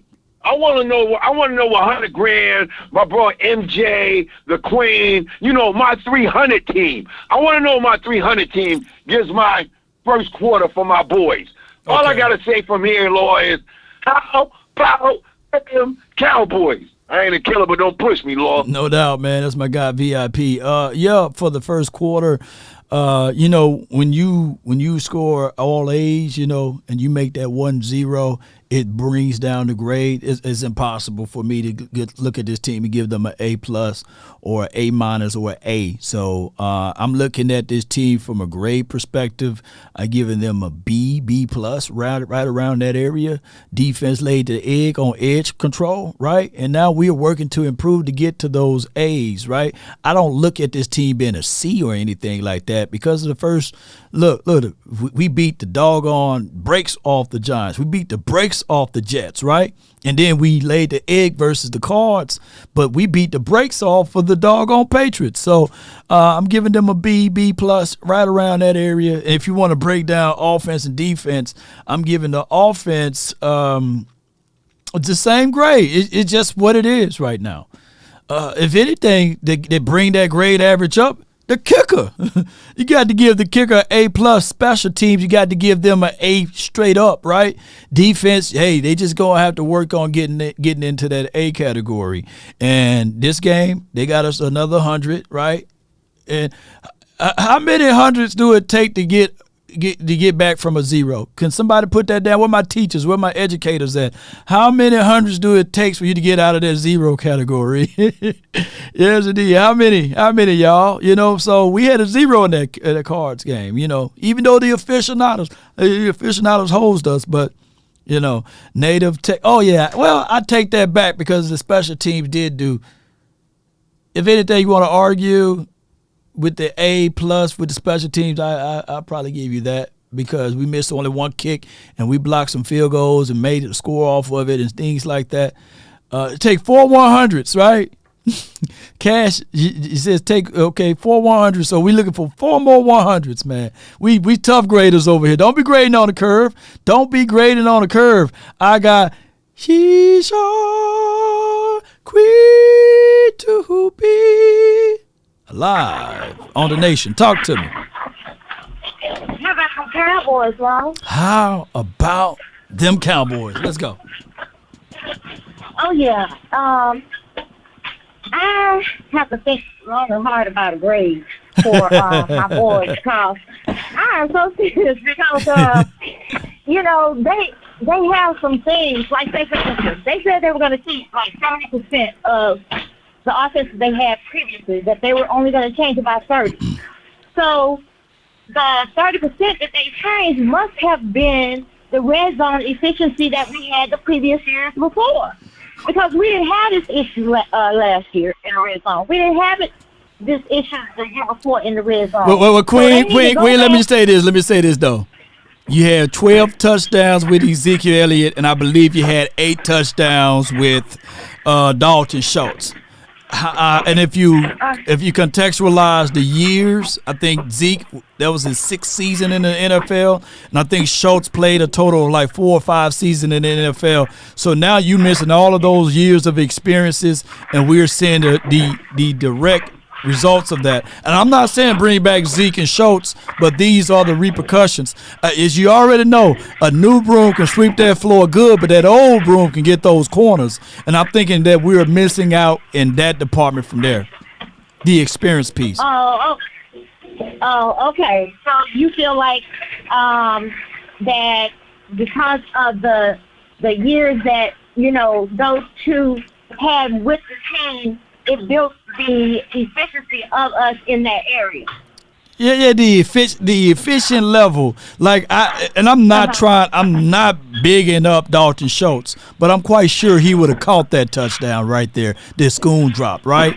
And I'm not beating up Dak Prescott nor Tony Pollard, but I think that the relationship that Dak and Zeke had, they wouldn't have ran into each other down inside, right? It's just those little small things. It's just those little things, but we working on it. We working on it, baby. Working on it. Yeah, we are working on it, and it seems like every week, we're getting a lot better. Right. The last thing I wanted to say was I'm getting tired of teams using the Dallas Cowboys when they come to play us and making a statement when they, wanna, when they trying to play us, if they gonna make a statement Right. out of, beating us or whatever.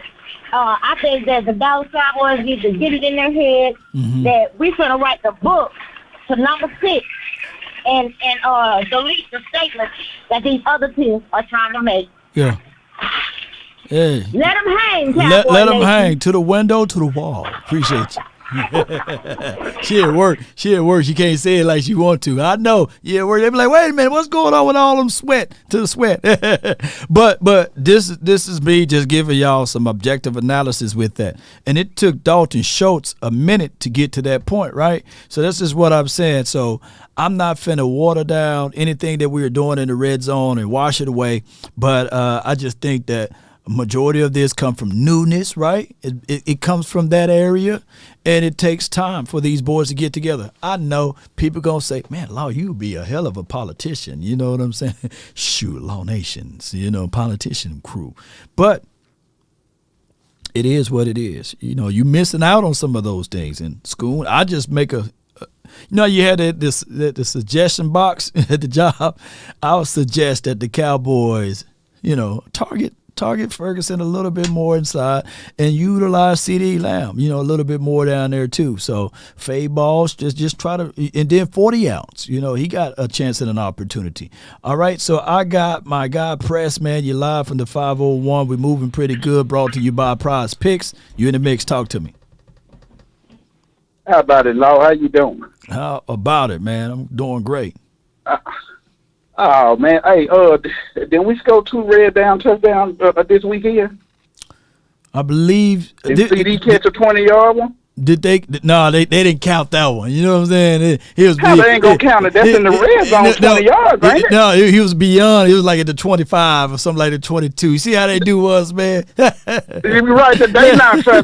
They not fair around the board. Yeah, and this like issue like this, man. Did nobody have us winning? They was going. The Patriots was going to figure out a way to beat Dallas and whoop this, and then we go out there and stump a mud hole in them. Yeah. And now they irrelevant. Yeah. Ain't nobody like all the 4 letters is saying that stuff. They ain't do this. They don't even want to talk about the win. They just jumping straight to next week like we scared of something. Yo. And then this my whole issue like this, like why did they even sign the Cooks if they not really gonna use them? Well, my thing is go ahead. Like, do you think they should actually be trying to use it more because that'll open up CD a little bit more and everybody else? Because the way he going, he ain't gonna have no 1,000-yard receiver. Nah, I don't think shoot. At this point, any of our guys is looking like they're gonna have a right. You see what I'm saying? It's like so what they got him out there just to scare people, just in case we can go over the top. Bro, I want to see him go over the top. No. I want us to continue to do the 1,000, depth of 1,000 cuts, bro. Dak Prescott. Mike McCarthy said his goal is not to be the number 1 offense.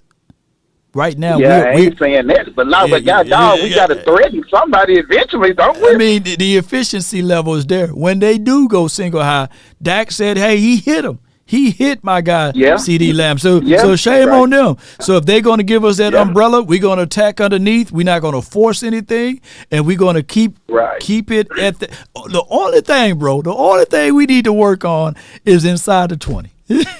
Is inside the 20. No, we just go to they got to give us them 2. Yeah, Lucy ran one in. We ain't had one. CD caught one on the little goal ball. I mean, come on, man. They got to get that to it. That's 2. Yeah, but he was outside the 20. but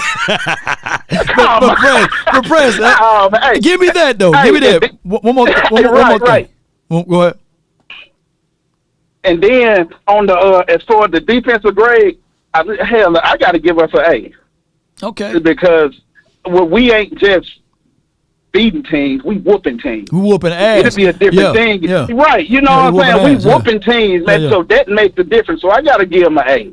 You gonna do it? You gonna do the cards? You gonna do the cards as an incomplete grade? Yeah, that could be an incomplete assignment. I'll let you rock with that. Appreciate you, Press. Thank you for calling in, bro. All right. No doubt, man. Good call from him.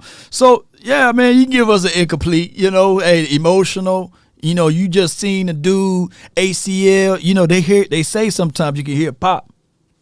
I don't know even if they were practicing red zone things there and they could have heard pop, you know what I'm saying, ACL pop. Sometimes they can hear that and it could do something crazy to the psyche, It could have been that, and they wanted to get the dub really, really bad for Trayvon, Sometimes you can overdo things, man, just like the fellow wearing too much cologne, you know what I'm saying? Sometimes somebody can put too much Brute on. You done shave, put the Brute on, and you burning your eyes, man. You sitting beside them in church, you just got the swollen face. You're like, Brother Rowan, he put too much Brute on. After shave, just kicking my tail over here. Who remember that, right? If you grew up in the South. And they just trying to do too much, man. Got a 3-piece suit on. It's in the middle of July. And he got all that Brute on. He got the Jerry curl juice dripping all over the suit, So sometimes that can happen. Or the sister at the church, she wearing the white diamond. And she said, ooh, baby, you look just like your daddy. Come on, give me a kiss. And then she put cake makeup all over your shirt and stuff. And now you smelling like her the whole day. Just doing too much, right? Come on, man. Y'all know what I'm talking about. So sometimes you can be doing a little too much, Old Spice back in the days, Old Spice now is good. But that Old Spice back in the day will burn your eyes, man. Yes, indeed. Come on, man. Y'all know how that goes. So sometimes you could be doing a little too much, man. I got Mark, man. You're live on the Nation from the 424. Let me know what you got. Hey, how's it going, Law? Doing well, man. I have two things. So I was obviously happy we got back on the winning side of things. I think our red zone issues are coming from trying to be too multiple. I think what we did real good last year was just keep it simple. Mm-hmm. Like we get inside the 10, we're going to take a shot with the tight end, or we're going to get something to CD on the back line. And then inside the 5, we ran the ball with Zeke. Yep, inside the 5. I don't understand why we going away from that. Like, we don't need to make it. We don't need to reinvent the wheel. Just, you know what I'm saying? Just keep doing what's been working over time. Every time we get inside of the red zone, it's like Mike trying to prove he wants Dak to throw a touchdown to prove the naysayers wrong. We don't have to do nothing but score. Right, just score. Running touchdown or passing. Yeah, passing or running. We just need to put 7. But you know what? Here's what I got, Mark. Is that also, even if they run the touchdown in, or even if the tight end scored a touchdown, I already seen the narrative with the ESPN and the Fox, because they were saying that, hey, no wide receiver caught a touchdown inside the 20, right? So that's the next narrative. So I'm already ahead of them. So it's how they scored too. So I'm picking up all what they trying to throw out there. But what I'm saying is, as long as we winning, I don't care if we have this philosophy and we beating teams all the way to the Super Bowl and we are looking like this in the red zone. We just got to get just a little bit better and we okay. But keep going, Mark. Yeah, absolutely. And then for the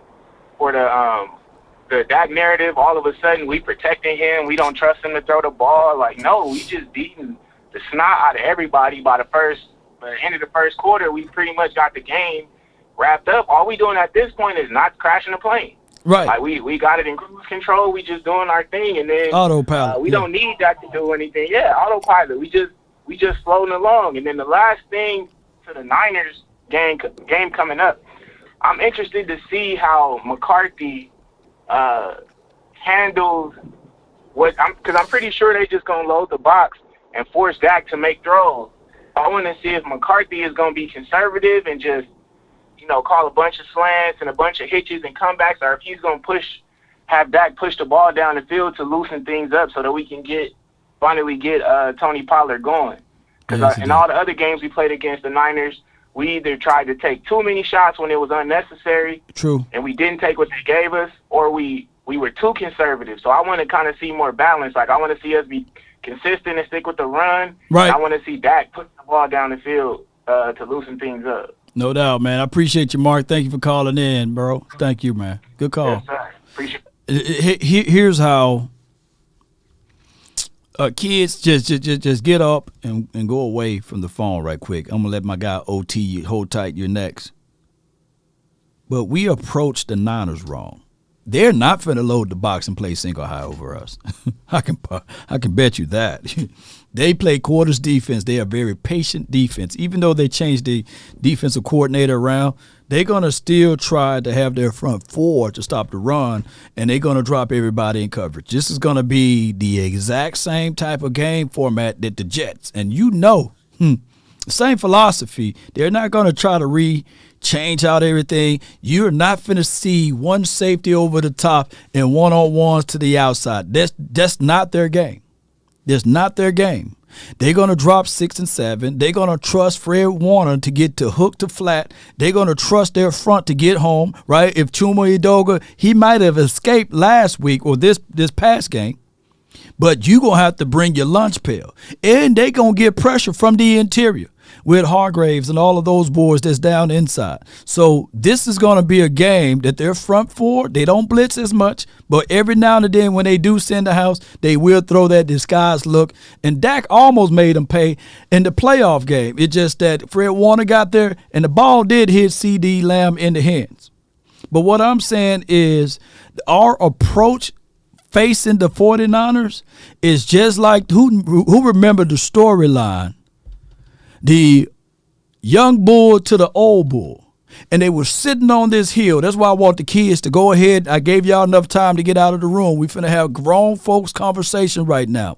That old bull and that young bull was sitting on top of the hill. And the young bull looked down and he said, "Hey, old bull, let's run down there." And I'm going to keep it PG-13. And let's get one of the female bulls, right? Let's get one of them. You know what I'm saying? And the old bull says, "No, let's walk down there and get all of them." You see, the wisdom and understanding in that conversation is that you don't have to rush. You don't have to rush against the 49ers. The trap will be there. And if anybody knows Mike McCarthy and Dan Quinn, they cut their teeth with the 49ers. I believe that the 49ers is where they first got their opening, or they once upon a time coached for the 49ers. So if anything, being out there is that, hey, just take your time. Take your time. Attack the Niners. Take what the defense is giving you, wear them out, and you will come out with the dub. You don't have to rush a single thing. Hey, on the defensive side of the coin, they got 2 good offensive linemen. 2, Banks and Trent. The other side is fair game. The center, the right tackle, and the right guard, all of those boys on that side, I ain't finna call them sus, but you can really get some work action in on those boys.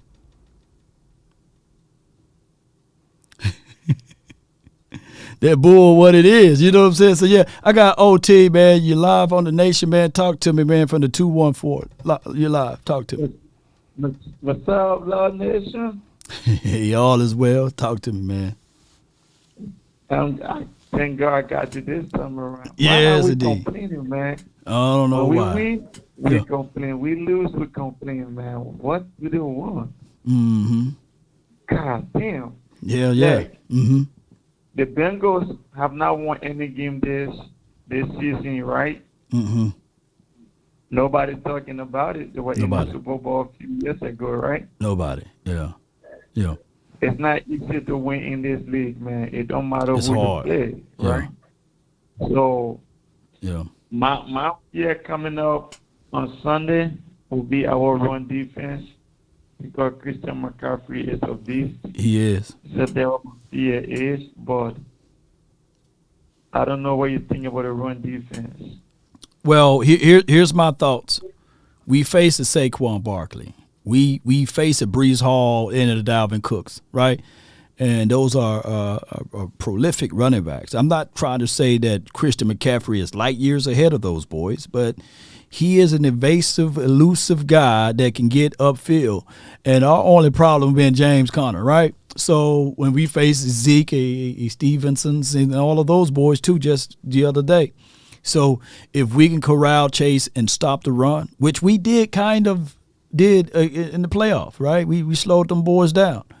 I think we match that same game plan. We just don't give up the big plays in this one, and we will hold those boys to 2 scores, and then it'll be a long night for them.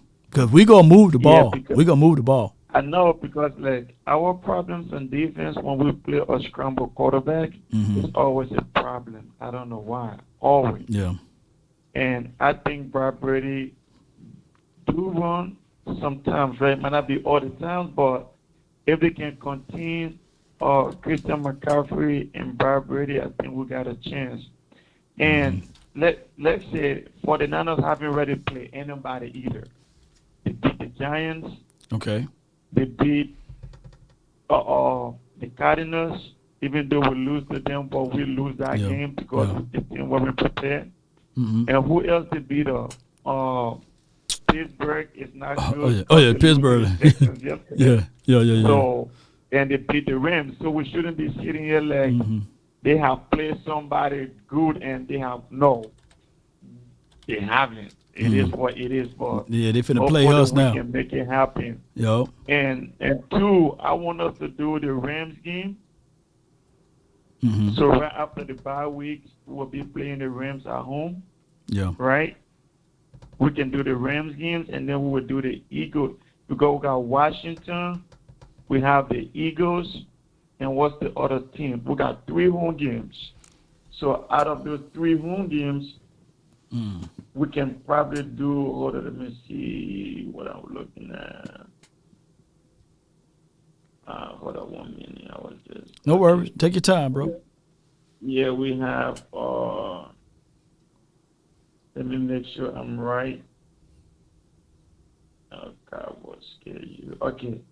We got the Rams after the bye week, right? Well, yeah, the LA Rams, after the bye. Yeah, the LA Rams. So we can do the Rams game. I can get a ticket for one person for that game. And then we can do the Eagles game, which will be the 3rd home game, right? Third That's a division game. Because I want to do one other game and one division game. So the Rams game and the Eagles game, which the Eagles game will be a division game. No doubt, OT, man. So December 10th. Okay, and most certainly, man. So I'll compile some things together, man, and see who will be the lucky winner to take to the game. You have a long time to do it. So the Rams games will be in the 2 weeks, because I'm not going to count the bye week, and then we can do that, and then hopefully I might be to the Eagles game. Most certainly, and then what I do is for the qualification this time, OT, you got to be in Dallas, y'all. We giving away tickets or close enough, man. You know what I'm saying? Like 4 or 5 hours away, and you got to be locally, man. Appreciate you, the OT, man. Thank you so much, bro, for your support and your love for the nation, bro. Appreciate you. Good call from him, man. That's from my guy. Every year he donates tickets to someone who never been to the game. And we're going to do some qualifiers for that. And he's talking about either the LA Rams game or maybe the one of the Eagles game, a home game. So salute to him. I'll let y'all know midway through this particular week on how we do the qualifiers. As far as the other hat giveaway, I'm compiling the names on the list now so that we can go ahead and do the hat giveaway. And check me out. I've been very busy, ladies and gentlemen, but check me out by the end of this week, and I'll let you know who name won the hat giveaway, and that's the Cowboys hat that we have over here, and we get things going from here. See, we like to give back to the nation over here, and I really appreciate y'all, man. I got Eric, then I have MJ, and we're going to do this, man, because the line's still too long. The conference has been locked. All right, so I got Eric and then MJ. From the 206, you're live on the nation. What's going on, buddy? Hey, man, all is well. Can't complain. Talk to me. Hey, huge Seahawks fan. What do we have to do tonight to get the win? Well, make Daniel Jones throw the ball. Just shut down the run, take away his toys. And if you force Daniel Jones to throw the ball, he's going to throw it to Tariq Woolen. Is he healthy this game? Tariq Woolen, he's going to be out there, right? Hold on. Let me check. Yeah. And then this, while you're looking that up, I think this will be a game that DK Metcalf should eat. He's playing against 2 rookie outside DBs, so this should be a good game for DK Metcalf. So I'm looking at the Seattle Seahawks. It's a home game, right, for you guys, right, Eric? No, we're on the road. Y'all on the road, okay. Y'all travel, y'all play good on the road. So keep running the ball, use that philosophy and formula, make it a single high safety when they gonna blitz. We ain't gonna blitz y'all. So Geno, he gonna have to be getting that ball out quickly and hit his targets. And this should be a real good game. But I'm looking at you guys pulling it out for about 3-point win or touchdown. Yep. Yep. And then you guys won yesterday. That's a good thing. Yeah, it's a real great thing, man. Hey, we bounced back, man. Yeah, get that tape out your mouth. Most certainly. Yeah, got to get it out, man. And a win is a win. And I hope your team just go ahead and do us a huge favor so I can get Bad Dog off my tail. You know what I'm saying? Because he all in our group chat. He talking glowingly of his Giants. You know how that goes, right? So I'm ready for it, bro. I'm ready for y'all to play tonight, man. And check out Prize Picks, man. If you're in the area, be sure to use promo code LAW, and we'll take good care of you too over there on Prize Picks, one of our sponsors for tonight. Appreciate you, Eric, man. Thank you so much, bro. No problem, buddy. Bye-bye. No doubt, man. Eric, man, is a Seattle Seahawks fan, and I think he started following my channel some years back when we started talking Cowboys versus Seahawks, and then he just gravitated to the channel and never turned around from there. All right, so I got MJ, JT, y'all two are the next. So MJ from the 206, you in the mix, man. Talk to me, man. Live on. Yeah. What up, Law? How the you Nation. doing? Man, I'm doing well, man. Can't complain, bro. Holla at me, man. Talk to me. Hey, man, I'm going to give you the breakdown. Okay, 8+ for the special teams. They got blocked. They covering good when they go down. Right. 18 showing off. 29 showing off. True. So kudos on that. I give a B+. Only way I give my offense a B+ because we playing with our inconsistent, with a line ain't there yet. And we should have had a pass interference against Arizona, 2 of them. Yeah. And we just like you said, we gotta keep the basic offense. You gotta run, and then you pass, and then let 87 stay in the game a lot. Cause all of them dropped the pass. Shoemaker, 87 in the first 2. Got the rookie jitters, but let 87 play a lot, and let 86 block them, and then you'll defeat. You have the best blocking tandem, and then your 87 ball down the middle. That's how you get it when they get down there. They got the number 1 team in driving down the field. They ranked number 1. They just got to finish it off now. Once they get that, then they'll be more dangerous. Keep it basic like they do, and they'll win. On the defensive side, he played, remember I told you, he played number 30. Check, perfect. Let him play. Yeah. And then now you got to get 24 in this game. You got to somebody, if whoever, they're going to bring a halfback up, but this week I'll sit 83. You don't need him for this game. Young rookie. You bring 24 back. But I'm going to do like we played New Orleans. Remember number 41 for New Orleans, y'all? Yeah. Halfback? And everybody was bragging. So you put number 2 on him or number 30 all game. Right. When he's coming out the backfield, you want to stop that. And then he did another thing right for us. What's that? He played 58 and 95 a lot. Kudos for that. No doubt. That's how you do it. Don't try to go cute. Don't have 96 trying to check the tight end. No. That was a cheating play. Like you say, I don't know how everything always happened against us. Some unbelievable stuff that never happened in 100 years, but it always happened against the Cowboys. And I hope that referee team I hope they're not calling this game, bro. Oh yeah, the Alex Kemp crew, they notorious, man. Because they be cheating, man. They do be cheating, bro. Yeah, they are a hired, you know what I'm saying, mercenary or whatever, you know what I'm saying, a crew, you know what I'm saying. So, man, good call from you, man. One more point before I let you go. And one more point. We already played the Jets defense. You see what the Jets was doing to Kansas City. Oh, Now, yeah. I don't want to hear nobody talking about that. They were trying to make excuses, and we already played that kind of defense. But this time, San Francisco like to blitz a lot, and that's good for Dak Prescott. And one day, I hope 77ers finally heal for just this game. Give him the game, and he could sleep the rest of the game. 77, let's everybody on here pray, the Lord, so 77 could be ready. This way, Dak Prescott could have all 5 linemen, and this way they could destroy 49ers and shut Sherman mouth. All the way up, man. Let's shut it up, man. Appreciate you, man. Thank you for calling in, bro. For the Cowboys. Salute for us, man. I mean, I don't like when the aficionados make it about them, right? They should be like, I know you. The ideal of the officials is to control the game, right? But not to make and change the outcome of the game. It's to keep the game honest and the integrity of the game there, right? Nobody wants to see an officiating crew calling, even if it's blatant calls, right?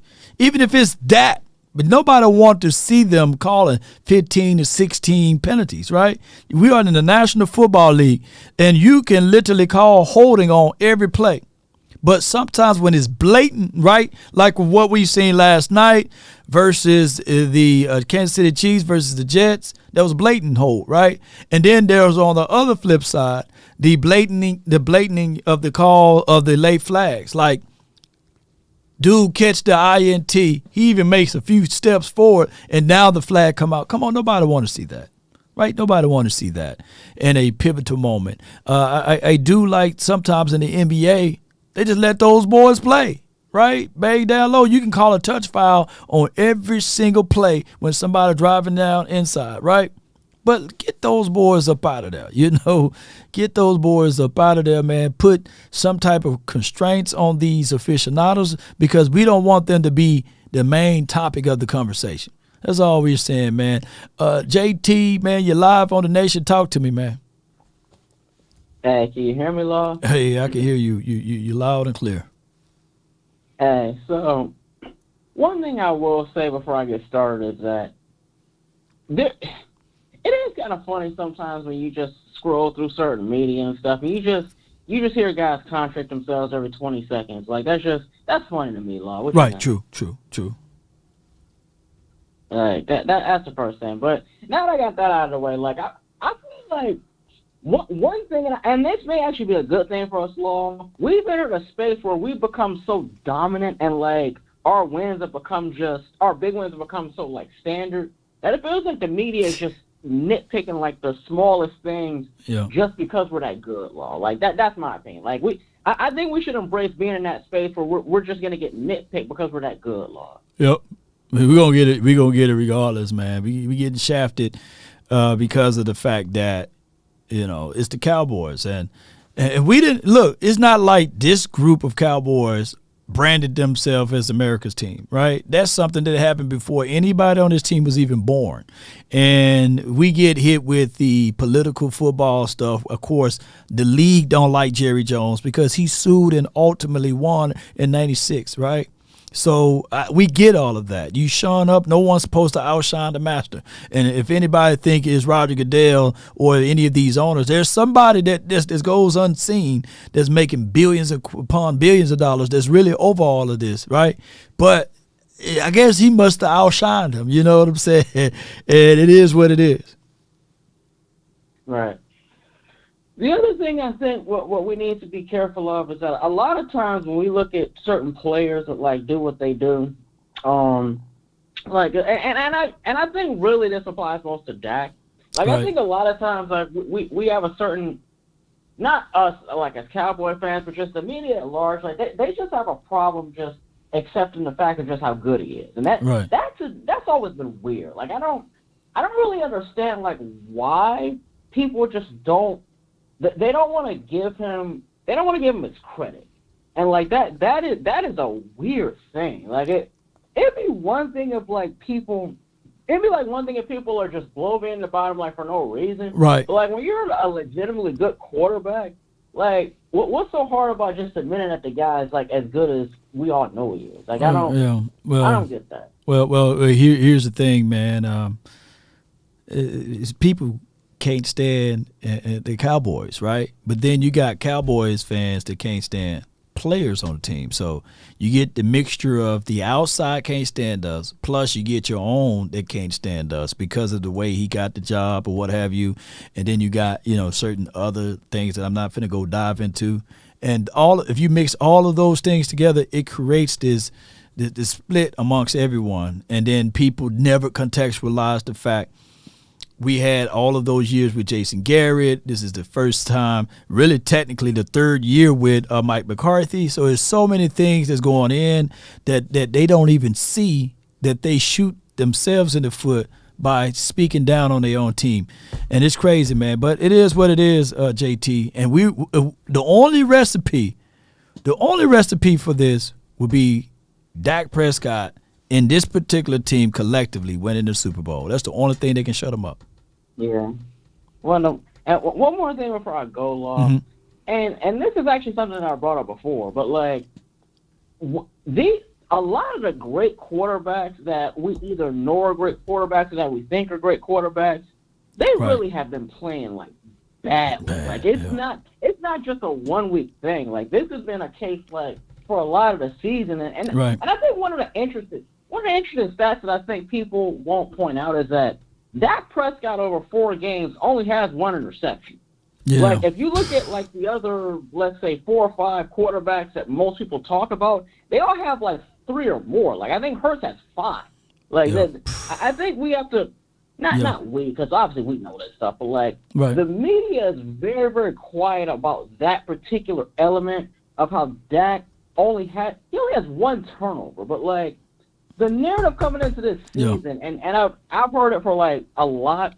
The narrative coming into this season is that Dak Prescott would be like this turnover-prone quarterback that would kill us in the playoffs and all that stuff. Like, first of all, we haven't gotten there yet. But number 2, like, he's only have 1 turnover. Like, that, there has to be a leveling of the energy as far as, like, players that are turnover-prone so far and guys who aren't. But, like, the old narratives and the new narratives are becoming, like, sort of blurred, even though they're false. So, you know what I'm saying, Law? False, yep. So, man, like I said, the winning is just the only cologne that we have to do is winning in the playoff, making a deep run. And it would not be enough cologne even if we go to the Super Bowl and ultimately do what the Eagles just did. You know, he got to win it all. And I appreciate you for calling in, JT. Absolutely. Appreciate you, man. Good call from him. I kind of liken the Dak Prescott story, and I'm not calling him this, but since we are playing the 49ers this week, it is similar. Not the same, but it's similar to a degree. The Steve Young story, right? There were a lot of divide in the Niners world when Steve Young was granted that spot. I mean, you got to think of how many Super Bowls Joe Montana won with that organization and franchise, right? And how he was able to catapult himself into that mix. And then here comes a running quarterback who's not only a quarterback that failed at Tampa Bay, but a guy that's a lefty, right? Who everybody looked at it as unorthodox at the time. And a lot of 49er fans, some of the people that's here watching right now is too young to remember. He wasn't embraced. Everybody was like, hey, come on now, man. That is not going to win you. That's not going to win you games. He's going against the system and the grain. He is a running quarterback. And then all Steve Young did, he was one of the most prolific passers of the ball. Passer rating, I'm giving y'all a little flowers. He had a great passer rating. He had the weapons around him, but he just didn't win it for him, right? And then when he finally got a chance to win them a Super Bowl ring, they literally took the monkey off his back, right? So Dak Prescott is to that same degree, to that same positioning, right? So he's going to have to do those type of things. The only way he's going to be perceived to being a good or a great quarterback or an elite quarterback, he got to win him a Super Bowl. He got to win him a Super Bowl. Winning multiple playoff games would not save him. Going to the Super Bowl would not save him. He must win. He must win it all. Yes, indeed. So that's just how it goes. Some people don't like the comparisons there, but that's just what it is. Those are facts. And if any 49ers say, no, that's not true, then they wasn't born in the 80s and the 90s, and they wasn't watching that particular drive of what Joe Montana did for them, right? And how Steve Young was embraced there. But that's a whole nother conversation there. Appreciate y'all so much for jumping in still, though, and go ahead and put Bang Bang Rainbow Gang in the chat, since we got an influx of all of these guys that's jumping in from that community. All right, I got Point Dexter, man. You're live, man. Phone number 3. Talk to me, man. What's up, my brother? Hey, man. I'm still basking in the glow of the 38-3 win. You know what I mean? I got you right here, bro. Spartans! Prepare for glory! Yes, in the glory, man. Talk to me, man. Hey, man, look, I'm still basking in the glow of the 38-3 win, man. We're going to have plenty of time to talk about the 49ers.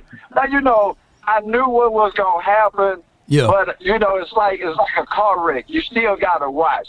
So I watched the 4-letter network this morning because I knew what it was going to be. And they showed me highlights of the 2 interceptions that Dak threw against the 49ers. Right. And they showed the highlights of 49ers intercepting like 3 passes while they was talking about, what's going to happen against the 49ers. Yeah. So I know we're going to have a whole lot of people coming in talking about the interceptions and all of that, because they watch it and, they kind of, for some reason that osmosis are coming to this new media. You know what I mean? Right. But we're going to have to blow all that stuff back, man, and understand that when we got a juggernaut this year, we definitely got a juggernaut. Now, I think the first 4 games is more or less like preseason. You know what I'm saying? They are. So it's about time for us to see this, and I hope the 49ers do the same thing they did the last 2 games, because I think that's what we're primed to see. If the 49ers switch it up, then it's going to be curtains. Man, look, I am so hyped for this next game. Oh, man. And I know, the 49ers had problems winning. The Eagles had problems winning. But when we win, we have no problem. Right. And I know the Cardinal game came up. There was a lot of things. Hey, 13 penalties, man. We have to go through some things. They lost their top cornerback. They lost offensive linemen. People was falling off everywhere. People was trying to do too much in the game. And I think that was a learning experience for them. If they do what they're supposed to do, they will win. Mm-hmm. How about them Cowboys? No doubt, man. That's my guy, Point Dexter, man. Good call from him. And if they think that they're going to use the same 2 game plan, like, hey, the Niners, if they use the same game plan that they did the first 2 previous years that we played them, go ahead. Help yourself. You know what I'm saying? I'll take y'all to Beauty and the Beast. Be our guest. Put your magic to the test. You know what I'm saying? So, I saw Beauty and the Beast the other day, man. When you got little ones, when they both girls, be our guest. I got Willie D, man, live on the Nation, man, from the 214. You're live. Hey, man, really low. If you really think about it, we're living in the time machine, and I'm loving it. Yeah. Because the Dallas Cowboys defense is like the 90s. Another thing, Troy Aikman, if you go back and look at some of these stats for some of them years, he had like 20 touchdowns, 21 touchdowns. Dak Prescott right now, he got 4 touchdowns, 4 games. Yeah. Thing is, though, of course, he did have 2 drops in the first game. Yeah. But what I'm saying is, it don't matter. Let Dak Prescott do his thing, because the narratives are they gonna hate on Dak Prescott regardless. Dak Prescott, he's the most hated quarterback in the NFL. Yeah. Wrong. Yeah. Wrong said that, and he's right. He ain't lying. So the Cowboys thing, Yeah. So and another thing, I need to give you one of them shirts, because when I tell you, I feel like you and me. And some other Cowboy fans that really take over Dak Prescott, we got to. And our own fans can't see the shit. I'm tired of these so-called Cowboy fans. they need to go kick a bucket or go change teams, or go fishing. When the game come on, go fishing. Go fishing, man. Just come back and check it after the game. Yeah. I'm tired. I'm so tired of this shit. I'm trying not to cuss, but I'm tired of it, man. We live in a time machine, man. Because this defense right here is better than it's better than the Super Bowl team. I watched them. I remember Ken Norton, Tony Tolbert, Charles Haley, Russell Merlin, Brock Mary, James Washington. I can name them all. This defense right here, if they keep on playing this way, just take it. Okay, good. Keep playing this way. Yeah. But I appreciate you for calling in, Willie, man. I thank you so much, bro. Right on. No doubt, man. Good call from him, man. I see where he going, with it. Look, we the number 1, number 2 defense in 92, 93 and all that, man. We were up there. I'm not taking away from this defense right now. I'm not, man. I'm not finna do that. I'm not finna take away from us. But we got a little ways to go, man. And I know right now we on pace to being very much so like the 2002. I believe somebody had the stat line. Brandon on Twitter had the stat line of us being real close to the 2002 not Ravens, but Bucks, So right now we the number 2 defense in the National Football League. So we keep this pace going. I mean, we can clearly be the number 1, but we just got to continue to do things the right way. We 4th overall in the National Football League with total metrics. So we keep doing our thing. Everything else work its way out. I got Trey from the 901. You're live on the Nation. Talk to me. Hey. Hey, what's going on?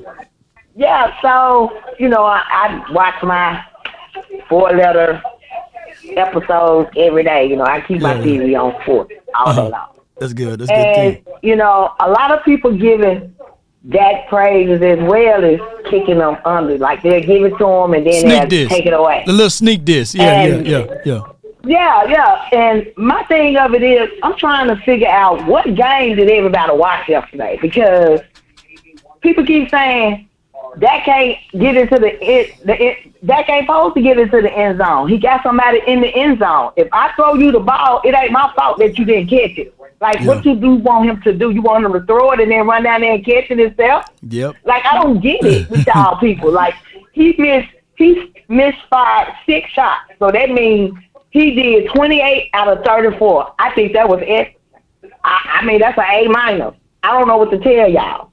I mean, people just need to back off of Dak Prescott and let that man do what he do.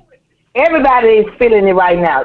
I ain't hearing nobody talk about Patrick Mahomes throwing an interception yesterday. I don't hear nobody talk about how I'm so glad that the Bills, you know what I'm saying? I'll never be a Bills fan, but I give quarterbacks and stuff what they do. And I'm so glad that the Bills crushed Miami yesterday because these people really thought that Miami going to go through the rest of it. They're going to do everybody like that. You know what I'm saying? Yeah. Are you serious? Like, are you serious? Hey, you heard the other statement, though? No. You heard the other statement, though? Josh Allen. What was it? Josh Allen, MVP. Yeah. Race. He playing good though. But like, you see how it goes, right? Go ahead. It's like every time somebody else do it, and then they always want to come back and compare the Cowboys to everybody. That's why I know we the best. That's why we will always be America's team, because y'all can't let it go. It don't have nothing to do with the fan base. No. Mm-hmm. It's you guys who always bringing up stuff, just like the 49ers played the Giants, right? Or whoever they played. Yeah. Instead of them, I think it was Pittsburgh. Instead of them talking about how they beat Pittsburgh, they turn around and say, "I'm sorry, Cowgirls." And I'll be like, okay, what we got to do with it? We have nothing to do with that game. So my thing always, and then you got these 49ers all in the group chat talking about you didn't You weren't on last week when we lost against the Cardinals. He's on all the time. I don't know what y'all talking about. Did they see how long? I was like 2 or 3 hours long. I was 2 or 3 hours long. You know what I'm saying? Go ahead. Yeah. So my thing of it is, it's like y'all be tripping. Ain't nobody running, baby. We gonna play, win, lose, or draw. You will never deter us from being Cowboy fans, real Cowboy fans. We don't care nothing about what y'all talking about. Them Eagles can fly right on up out of there, because we gonna get them. We gonna get the 49ers next week. I'm not saying we ain't losing no more games. That's not what I'm saying. But what I am saying is we gonna win a lot of them, and one of them for sure. Next week, we already got y'all tickets. That's why Dak got mad when that fool asked us how we feel. We coming off a 38-3 win, and you gonna ask us about some day on 49ers. Is you stupid? I was waiting on Dak to curse him out. He tried his But best it don't not to. matter, though. You will find out. You will find out. You're gonna find out, because what it is, watch what I did. I ain't even say defense, so we got that. Watch what offense gonna do next week. Ooh. It was a reason why y'all didn't see CD Lamb no more yesterday. It's a reason why you didn't see, because guess who gonna clown? It's gonna be 2 people gonna clown next week, and it's gonna be Tolbert and 88. They gonna tag team next week. Gallup just gonna be in the back. But I'm telling y'all, just pay attention. Right. They got Tolbert messed up. Y'all thought Tolbert wasn't nothing. Y'all got Tolbert messed up, baby. Come Talk on, your you. stuff. And Tolbert, we finna show out. And I'm telling y'all better watch out for these Cowboys. So all y'all haters, go somewhere and have several seats. And now, how dare you come up in this man podcast talking about he running, and when Law be on here every day. Yep. This the number one. He gonna be on ESPN before you know it. So all you haters might as well watch out for that too. So don't worry about it, Law. We got this, baby. How about them Cowboys forever and Yeah, ever? I'm talking about forever, ever. Shoot, that's Trey. Trey is settling you guys down, and she is putting some good fire in there. Can y'all put some fire emojis into the chat? You know what I'm saying? Yes, indeed. So I probably get like a 1-2 day contract with ESPN. They pay me some money. You know, we get the recognition and what have you, and then I say something to get banned, right? So that's what we would do over here. You know what I'm saying? Because, you know, give me that Pat McAfee type of deal. What, he got, $85 million? Yeah, I ain't trying to shortchange myself, but do me about $5 to $8 million, you know, and then we would run off with the plug from there. You know what I'm saying? But shout out to Trey for speaking things into an existence here, and I might just put my name on the resume just to see if I can get any fillers right there. Let's do that. I got 337 and the 346. 337. You're live on the Nation. Talk to me. What's up, man? Hey, man, everything is well, man. Can't complain. Talk to me, man. So look here, Law Nation. You know, man, look, we're going to put it like this. Mm-hmm. You know what we hearing on this Monday? You know what we really hearing? This is what it sounds like when them haters cry. That's what we hear, baby. That's what we when hear. When them haters cry. Yeah. Yeah. So look here, man. It's your boy DJ Mixology. You know what I'm saying? Louisiana finest DJ, man. Look, check it out. I would tell you like this. We got those style points. We ain't worried about style points. Right. You know, we playing. That's it. You feel me? That's all we playing for now. And what else I wanted to talk? We have to. We got to play through the whistle, man. Right. I'm gonna tell you the difference that I saw, and I didn't really like this last week. CD Lamb seemed like he just wasn't in it, man. And I seen it when he had his head down, and right then and there, that told me, man, he gave up in the fight. You feel me? He was looking for the whistle to save him. Oh, you talking about you talking about last week? You talking about last week, right? Last week, right. I'm talking about last week. Oh, okay. The difference between last week and this week. Right. And you know, we can't depend. We already know when you got that star on your helmet, you shine the brightest. So of course, the flag's gonna find us because you know they looking at us more than they looking at the other team. True. Seemingly. You know, allegedly, like you said, we got to use that allegedly. We don't want to get fined by the NFL. Yeah. I digress. But anyway, you know, that's one of the things that we got to work on, man, with CD, man, and the rest of those leaders on the team can't get down, man. We're not out of the fight till the last second is off the clock. I don't know whoever gave that pep talk. When the boys came out this game, they need to do the same thing, eat the same meal, do whatever they did. Man. Right, do the same thing. I got my man. ticket. Roger. I got my meal. I got my plane ticket. I told people this. I told my crew. I got two of my good buddies coming with me out there to the San Francisco game. Okay. We bought our tickets ahead, room and everything. And I was saying this. Do not think that the Cowboys didn't circle this game on the damn calendar. Oh, yeah. Shoot. This is, I told people this. I said, man, let me tell you something. I said, I want us to win many games, but the games that I want us to win right now is beating them daggone 49ers, putting it in their head. So if we do come across them in the playoffs, they got to be on their best behavior that next time they see us. You feel me? Yep. I wanted to ask you this, though. Yeah. What are your thoughts as far as the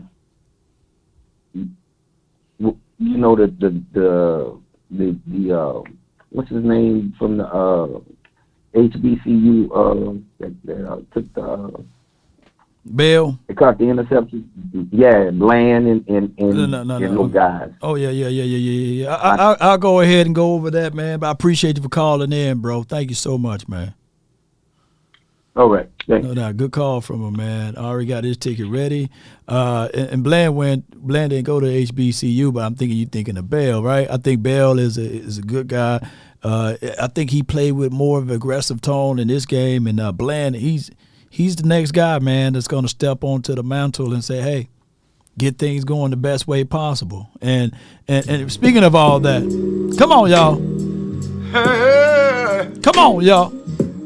Where y'all at now? Ain't nobody calling me, texting me, just a little break. Paging me, asking me, are you still in ball? Come on. Calling me, texting me, paging me, asking me, am I still in ball? Come on, y'all. Come on, choir. Listen, y'all, you check on me. I'm still in boys. Hey, I'm still in boys. Come on. Oh, I'm still them boys. I'm still them boys.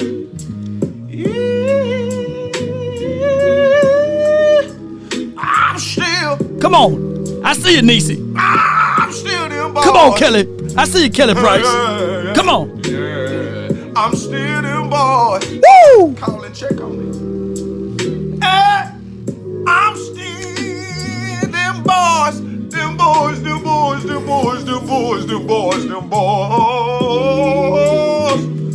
I'm still them boys. Come on, choir. Hey. Now y'all don't want to call and check on the pastor. I'm still them boys. Woo! Huh. Come on. Yeah, I'm still them boys. Sacrifice. Let's go, baby. Are y'all still them boys that's listening? Come on, y'all. Are y'all still them boys? Come on, baby. All right, I'm down to, I got the 901, I got the 346, and I got the 215. Let's make it quick. I got the 901. You're live on The Nation. Talk to me. Law Nation. What's good? Talk to me, man. Talk to me. Hey, I'm a Mississippi man. I know you're a Mississippi boy, man. Oh, This yeah. my first time calling in, man. Let's go. Sip City in the house, man. What part? What part of the 82 counties you in? What part of the Sip you from? I'm from Independence, man. I'm up north. Yeah, you way up. Talk to me, man. Man, look, man, listen, man. These fickle fans, man. I'm tired of the Cowboy fickle fans, man. That be hating on Dak, they be hating on the squad. Yeah. Man, everybody just take a chill pill, man. Just relax. We all right. We Cowboy Nation. All day. We Cowboy Nation, man. But these 49ers, man, I'm sick of them too. I know your brother here, Cowboy. I mean, he a 49er fan. And shout out to Twin. Shout out to Twin. Yeah. Yeah, we got something for him. Yeah. We got something for him. Got something for him. Hit him by the surprise, man. You know what I'm saying? Yeah, man. Yep. I think we what the offensive line gonna be looking like? How we looking on injury? Right now, Zach Martin's still nursing some of the lower body extremities. Terrence Steele, he's okay. He's just trying to make a good recovery. He's not the same as he was last year, to be honest, but you can still see that, he's okay. Tyler Smith is pretty good. He's still doing his job. Tyler Biadasz, he's doing his deal. Tyler Bigadish, if you want to call him that. And Chuma Edoga, he's doing enough to stay afloat, man. So you can't rain on his parade. Is he allowing a lot of pressure? He allowed 9 pressures so far, and I think he had like 3 penalties so far. So he allowed 2 sacks. So just allow him to get better week to week. It's a week to week process. He played better this week than he played the previous week, right? So we'll see, man. Right. But hopefully, man, for this upcoming game, Tyra Smith, we'll be looking at him to see if that knee okay, Right. Yeah, man. I know a lot of 49er fans. They've been talking a lot of mess, man. But I wonder what the 4-letter and 3-letter network's gonna say, man, when we take care of the business, because they put the 49ers on this pedestal. The 49ers and the Eagles, they put them on the pedestal and try to say that they the kings of the NFC or they the teams to beat. So, I wonder what the 4-letter and 3-letter network going to say, when the Cowboys take care of their business, though. Let them keep doing the talk. Now, I'll give – here's my thoughts. I would give the Niners a little bit more credit on their 4-0 opposed to the Eagles 4-0. I give them a little bit more credit. The Eagles are more of the 4-0 like the you remember that a show way back in the days, and they had this big old thing. I think it was Dorothy, and she was following their yellow brick road and everything, and everybody was scared of this dude. Right? Right. But then when they look behind the curtain, it was just a little bitty person, you know what I'm saying? I just look at it like that is who the Eagles are. And I know some of the Eagle fans is watching us right now. They love the channel. They get mad at those truths right there. They are the guy that appears to be big, but it's a little old person that's behind those curtains, and things been falling in favorable situations for them. So it is what it is, I'm gonna keep it 100, man. Keep I 100. don't fear the 49ers. I don't fear the 49ers. I don't fear the Eagles. I don't fear nobody in the NFL. Right. Because we don't give our team enough credit. We down our team, like I said. You get to listen to the 4-letter and 3-letter networks, man, and you get a little brainwash. But we had to go back to what Michael Irvin said. Let me crack your cranium, and fertilize your brain. Fertilize it. But yeah, man. But hey, man, ain't no panicking over here, man. Hey, man, the real Cowboy Nation stand up, man. Salute to you, Law Nation, man. Good talking to you, brother. No doubt, man. Appreciate you. Yeah, the Wizard of Oz, man. The Wizard of the Eagles, basically. Let me crack your cranium and fertilize your brain. Hey, shout out to y'all, man, the Eagles fans that's watching. But y'all, look, Mac Jones carved y'all up, man. Yes or no? And I know we lost to Joshua Dobbs, but y'all haven't played the Cardinals yet. Did the Eagles play the Cards yet? So y'all hold your horses. I seen Mac Jones carve y'all up yet. You know what I'm saying? Mac Jones, did Mac Jones carved up the Eagles? Y'all let me know in the chat. You know what I'm saying? He couldn't carve us up. And we was down one of our DBs. So come on, man. Hey, I get it. Y'all 4-0. 4-0. I got like, hey, 4-0 is 4-0. But hey, you know what I'm saying? I haven't seen y'all had a convincing win yet. You know what I'm saying? That's just what I'm saying. Sam Howell, hey, old boy, I think it was Scary Terry. He was in bounds. So, hey, we'll find out, man. We'll find out who y'all play this weekend. Who the Eagles play this weekend, ladies and gentlemen. You know what I'm saying? That's why Brunson, he was in the group chat. That's why he was saying, Jets gonna get you. You know what I'm saying? Hey, Brunson was like every week, Giants gonna beat the Cowboys. Wrong. The Jets gonna beat the Cowboys. Wrong. Cardinals gonna beat the Cowboys. Hey, he was right. You know what I'm saying? And then he kept going. You know what I'm saying? Hey, man, he picked the doggone Patriots every week. Y'all, is it a home game or away game? Do y'all have to go to L.A. or they got to go to y'all? Or y'all have to go? Is it a home game or away game for the Eagles? Y'all let me know. I guess, L.A. Ooh, to live and die in L.A., baby. Come on, Stafford. Yes, indeed. But to be fair, I'm wrong too, huh? Y'all, I'm wrong 4 times in a row for the Eagles, right? Right. Come on. So, but we'll see though, man. From the 346, you're live on the Nation. Talk to me. What's going on, Lau? How about the Cowboys? How about them Cowboys, man? Talk to me, man. Man, I'm gonna say it like this, man. They don't like us, man. Yeah. They hate us, man, because of the way we love our team, man. I don't understand man, how we you love them, man. what we hate, man. You know, how you hate what we love, you know what I'm saying? Hey, man, we love our team, whether or not, there was a movie back in the day called Shallow Hal. You remember that movie? That this dude, he thought he would, like, from his perspective, she was like this nice, petite lady with everything, with all the bells and whistles. But from the outside perspective, they're looking at her like, man, there's a Lizzo. Oh, don't counsel me, y'all. I'm not fat shaming. But they was like, on the outside, they was like, oh, she's sloppy. But we just like what we like. You know what I'm saying? Come on, man. So at the end of the day, man, ain't nobody 45 or older or younger, man, don't know how it feels to be a Super Bowl champion at this time, man. I'm from Dallas. I tasted the confetti, man. I drank the champagne. I went to all the parades, man. I skipped middle school to go to the parade. Right. So I ain't gonna never not be no Dallas Cowboys fan, no matter what, man. We can lose every game here from there on out. I'll still be a Cowboys fan. Man, that's what we do, man. We support our team. We love what we like, man. And you old school like me, man. We ain't finna fold it. We ain't finna go jump ship, man. We built the ship, man. We ain't finna jump it, you know. Hey, man. We've been on it too long. Been over too long. Pause. Yeah. So man, I'm good, man. We get Tyron Smith back, man, and tackle this week, man. I feel a hell of a lot more confident. But either way, man, we got to get this done this week, man. Yeah.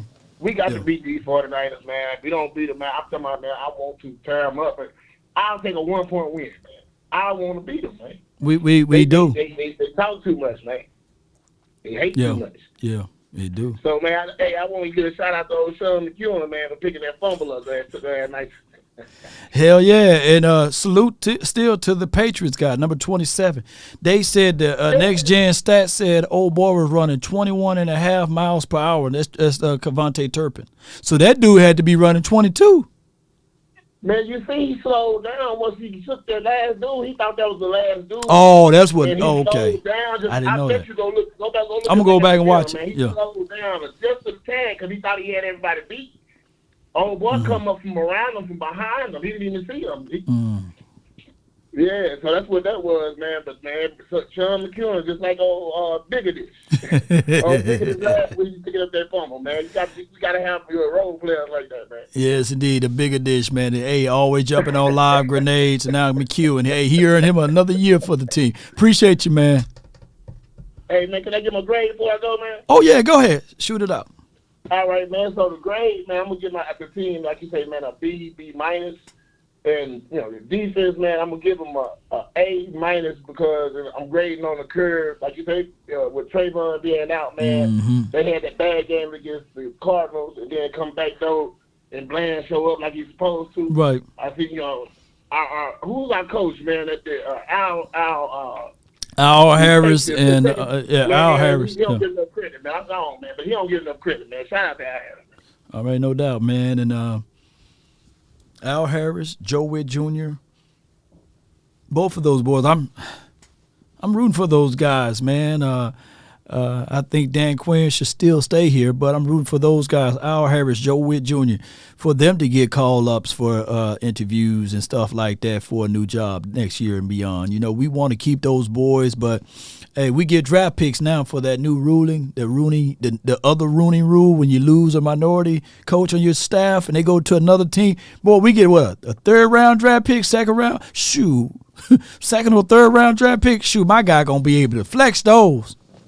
Heck yeah, my guy. If we lose both of them, shoot, that's two third-round draft picks. Then my guy Will McClay gonna do some crazy good stuff for us, man. I got JP from the 971. You're live on the Nation. Talk to me, man. What's happening, Law? Man, all is well, man. I'm down to the last 2 callers. I didn't think that I would cover 32 callers today, but, man, I'm doing it, man. Talk to me, man.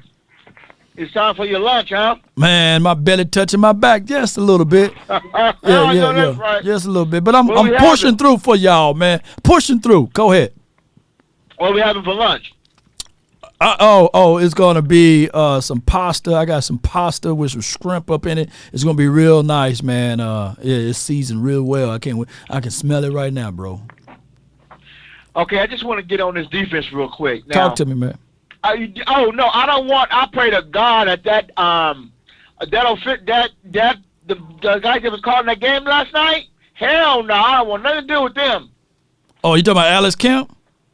Yeah, man. We seen him before. We seen him in 2021. We seen him last week, against the Cards. So we seen Alex Kemp. Yes, he did. Oh Lord, please! I pray to God that they ain't there, because if they there, we gonna win that ball game. I'm sorry, dog, because they all getting paid, man. They getting paid. Man, that crew right there, man. Somebody. That crew right there. Him and back in the day it was Hockley, whatever, the one with the muscles, and it was the other guy, Booger or whatever his name was, the black brother. I forgot it. Yeah. He retired now, so I'm good with that. But yeah, man, some of those officials, man, I be knowing them. Like, yeah, man, it's gonna be a hard game for us. Man. So anyway, yeah, man, this is a game that we're gonna see what a linebacker's about, man. I would rather Clark go in there when they start to run the ball. They're gonna be trying to run that same offense that Arizona did against us. They're gonna do that. They're gonna do that fake handoff and let him Birdie run around left or right, and they're gonna be trying to do those draws and shit. So this is a game where you can't get fooled. You gotta stay contained on the outside on them. Yeah. And if you let Clark come in at the tackle, let him hit the hole first. And then see Van Der Esch, because Van Der Esch will pursue too much. We're going to see what kind of linebacker we have out of Van Der Esch, though, for real. Yeah. For real. You coming to hit, or you going to need to go to the bench, for real. Yeah. I'm praying that he step up, yeah. Yeah. So yeah, man, shoot, you right. Stop this run. Make Purdy win the game. You know what I'm saying? Let him throw the ball everywhere, and we'll see what this game can look like from there. And shut down their tight ends, too.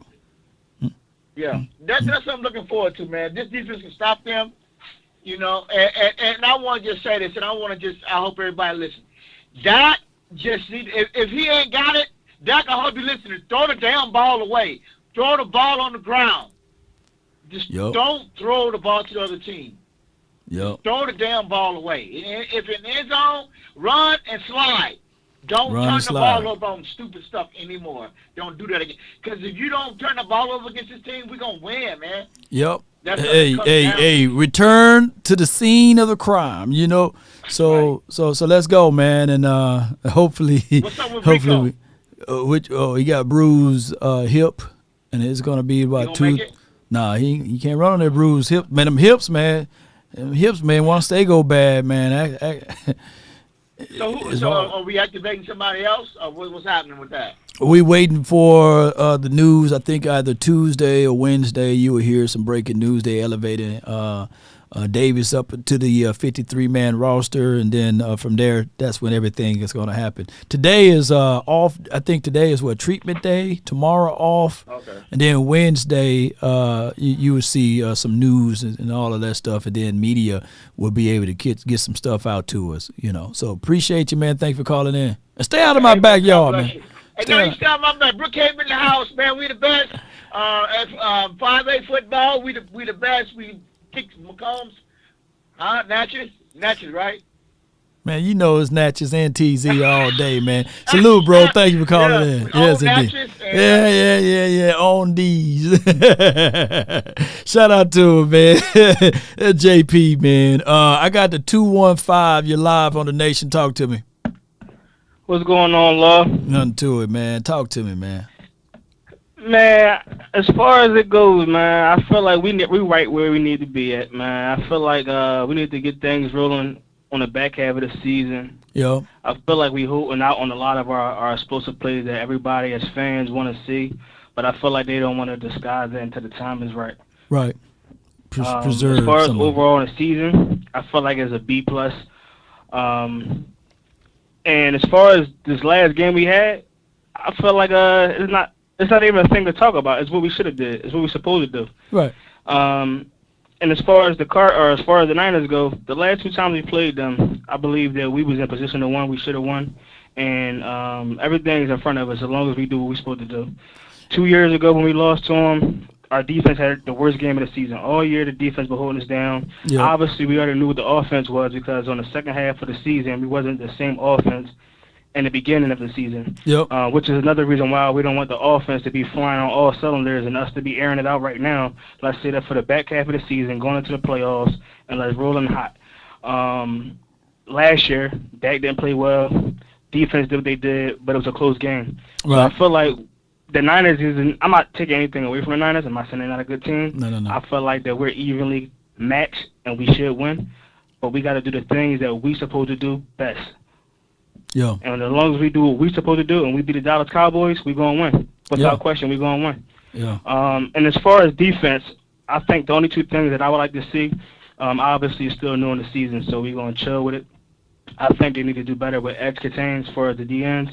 We're real relentless on the pass rush. And it's giving up that edge a lot. And I just want to see the linebackers flow a little bit better. A little bit better, and that's the biggest two things for us for the Super Bowl. Man, great breakdown, man, and you right with me with the B. So yeah, man, appreciate you, man. Thank you for calling in. Thanks, boss. That's a good call from him. Let me just say this too, and I think Camo just brought this up too. 14 penalties in 2021. It took that much for them to beat us. You know, people got this. Come on, Niner fans, if y'all watching right now, I ain't going to beat y'all up.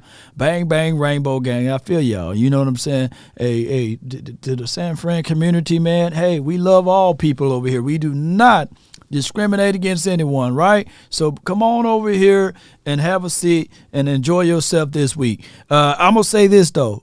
When you look at the Niners, and this is what I'm going to do. I'm going to talk some stuff over here. So if you're looking for some pillow talk, you ain't finna get it over here with the Nation. So we're going to talk rough and rugged. You know, that's just what it is. This is hate week. But what I'm going to say here, it took 14 penalties for you guys to beat us in 2021, right? It took the sunlight in Cedric Wilson's eyes that he couldn't catch that dog on 3rd and 6 or what have you. And I get it, right? And the turnover doggone thing that happened with us last year with Dak Prescott. Hey, it took Terrence Steele being out as well as, hear me out, these are context. These are not excuses. Y'all won. And it took Tony Pollard not being on the field. Well, if Tony Pollard is here this weekend, oops, he is. So you're going to see a different type of vibe and a different flow chart with this particular operation that we're going to play at on this game. And we're not finna go run at the teeth of y'all and have 4 curls brought to you by this particular offensive coordinator. We just don't attack that way. That is how you attack against a fool, right? You know, how would you gonna go 4 curls when you sitting at the sticks anyway? That's a whole nother conversation. So we're going to attack strength to strength, depth of 1,000 cuts. We're going to move the ball on y'all. I'm just letting you know right now. We're going to move the ball on y'all. We're going to move the ball on y'all. We're going to move the ball on y'all. And we just going to have to fix out this red zone thing. If I'm being transparent with you, you know, my Cowboys going to fix the red zone thing. But keep in mind, will you guys be able to move the ball on us? That's just what it is. Will you be able to move the ball on us? Because one can argue. You didn't move the ball on us that well in that playoff game. And Bland, oh my goodness, he had a pick six ready to take it to the house. He was a rookie. He ain't a rookie this year, So it's going to be a real good game. It's going to be a real tight first quarter, and we're going to pull off on y'all. Y'all here, I'm going to give y'all the Gilly. We're going to pull off on y'all. We're going to pull off on y'all. You know what I'm saying? Shout out to Gilly. I saw him the other day, man, on the Instagram. Yes, indeed. He'll talk about the Eagles. Yeah. But we're going to pull off on y'all in the fourth quarter. That's what we're going to do. And it may be over with before that time frame. I got the 256. You in the mix. Talk to me, man. Your last caller of the day. Talk to me. Yo, Law. What's good, man? I thought you were popping some firewood over there, man. You got the snaps over there, man. No. That's not what it was. I kind of got a disruption when it says unmuted. But hold on 1 second. I know we got to go. And I don't have time to cover everything that I would like to cover. But one thing I'll say, they keep talking about just red zone offense, the problems that we got in the red zone. Must we forget, Cowboys are known to be a bit conservative. What I mean by that is that they don't use all their resources. Right. Think about this. Look how long we had Tony Pollard before we got a full dose of it, which was last season. Yeah. And you saw what he did. I said all that to say, Hunter Lipke, I don't know if people realize how big he is and how elusive he is. Yeah. This guy, every time he touches the ball, even if it's on a pad, he bulldozes over tacklers or would-be tacklers. Now, you saw that run yesterday, which game was under control. Hunter goes in, he makes one cut, and he heads north on that one cut. He is one of the guys that I think that I believe that they will implement him into the red zone offense eventually. I don't believe he knows the full playbook yet.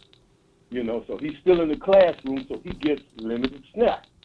The other part of it is when you insert somebody like Hunter Lipke in, it is really a good idea. You don't have to do it all the time. Right. But run a bunch formation. Yeah. Run a bunch formation. Yeah. Slide those tight ends, double slot the tight ends. You know what I'm saying? Right. Double slot left, double slot right, or you can slot them on each side. You will confuse any defense. Yeah. And even if they know what's coming, how they going to play it. Yeah. You see what I'm saying? Right. So Dallas is just a very conservative base.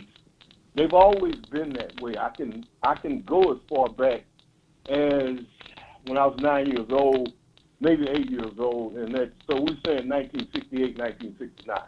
Okay. I go back that far, and they've always been that way. They have players that they can put in that play well. They just need to learn the full playbook. Okay. And the other part, you had a young lady called in earlier. Can't remember her name. Yeah. But she said it like it needed to be said about all the criticism, and how some of our fans, they get discouraged so fast, so easily. And that was something that needed to be addressed. Yes. The other part is the Cowboys linebacking core. I heard someone say they sounded like they was in a little bit of a panic about the linebacking core. Cowboys linebacking core is fine. It is. They have those hybrid linebackers in there. Right. With the exception of Demarion Overshawn. He got hurt. No one saw that coming. I mean, this guy didn't make it out of preseason. He was hurt. That's fine. We got him next year. In closing. And, so in closing, I'll say that that our hybrid linebackers that we have, they are built for speed. They are built for those edges. And that is the deter team back to the middle because we have such a good pass rush. I'm out, Law. Appreciate it. No doubt, man. Appreciate you, man. Great conversation, man, and great observation, man. That's my guy, Mark, man. Great call, man, as we land the plane over here. Appreciate him for the fireside chat, man. That was a great one, man. And look, I was able to design this on the fly, man. I'm doing pretty good, man. Yes, indeed. So I appreciate him, man, so much, man, as we one day hope to get brought to you by American Airlines over here and get things going, ladies and gentlemen. Hey, he's saying that we can't be this conservative, right? We got to figure things out and, hey, attack strength with strength, ladies and gentlemen. And that's what we should do versus those Niners. We should be able to attack our strength versus their strength, and then that's what we do. In guerrilla warfare, you may have a team, or you may have a troops, or you may have an army that's bigger. But when you're smaller, that means you're more mobile, right? You can attack in certain areas a whole lot faster and quicker. But sometimes when it's brute strength versus brute strength, right? Who makes the first mistake tend to win, right? Or lose, I meant to say. So what we got to do here is not rush anything, ladies and gentlemen. Hey, play a sound game. Sometimes punting the ball will be the best play. Punting the ball will be the best play. Pin them deep. We got a hell of a good punter, by the way. We got a good field goal kicker. Both of those things are strength on strength. Let's continue to do those things, man. Yes, indeed. Prince says he didn't hear nothing what he said, but hey, digest it for us in a different way, man. I appreciate everybody, man. I got a split, but I really the bar there, but his whole thing. We'll put it back there. Yeah. Boom. We're gonna fix it up a little bit better. Here we go. Boom. Law Nation is the name of the game, and I really appreciate y'all. Pressure do bust pipes. Field position is everything. C. Clark. Yes. Let me give y'all these two things. Crucial. What Dak cannot do. We can't get to our side of the 20 and score in the area in red zone and turn the ball over. Let me crack your cranium and fertilize your brain. And we can't be on their side of the 20 going upfield, right, and turn the ball over. Let me crack your cranium and fertilize your brain. Dak Prescott last year in that playoff game, or really this year in that playoff game, we didn't do that. We didn't protect that ball. We did the opposite in scoring down 2nd and 2 through a crucial INT. A third of the Cowboy fan base was sitting there saying, hey, why you always protecting Dak? No. Y'all remember the play-by-play? I kind of went mad. Hey, 2nd and 2, you run that, right? I think here's my 1,000 truths. Dak Prescott is saving some of those balls that we inside the red zone, and he going to take it in himself, all by himself. He couldn't show it for the first 4 weeks. Y'all seen that? He had one this game. He had one last game. He had one the game before that. He's preserving that particular play for him to run it in so he can flex it in on him. It's not going to be conservative Dak at that point. He's going to run it on in there. He's going to get the rushing touchdown. You know what I'm saying? Hey, that's just what it's going to do. And then on top of that, far as the Niners, shout out to them. It's going to be a great game for us to see. And it should be the most viewed game of this year on the first half. Yep.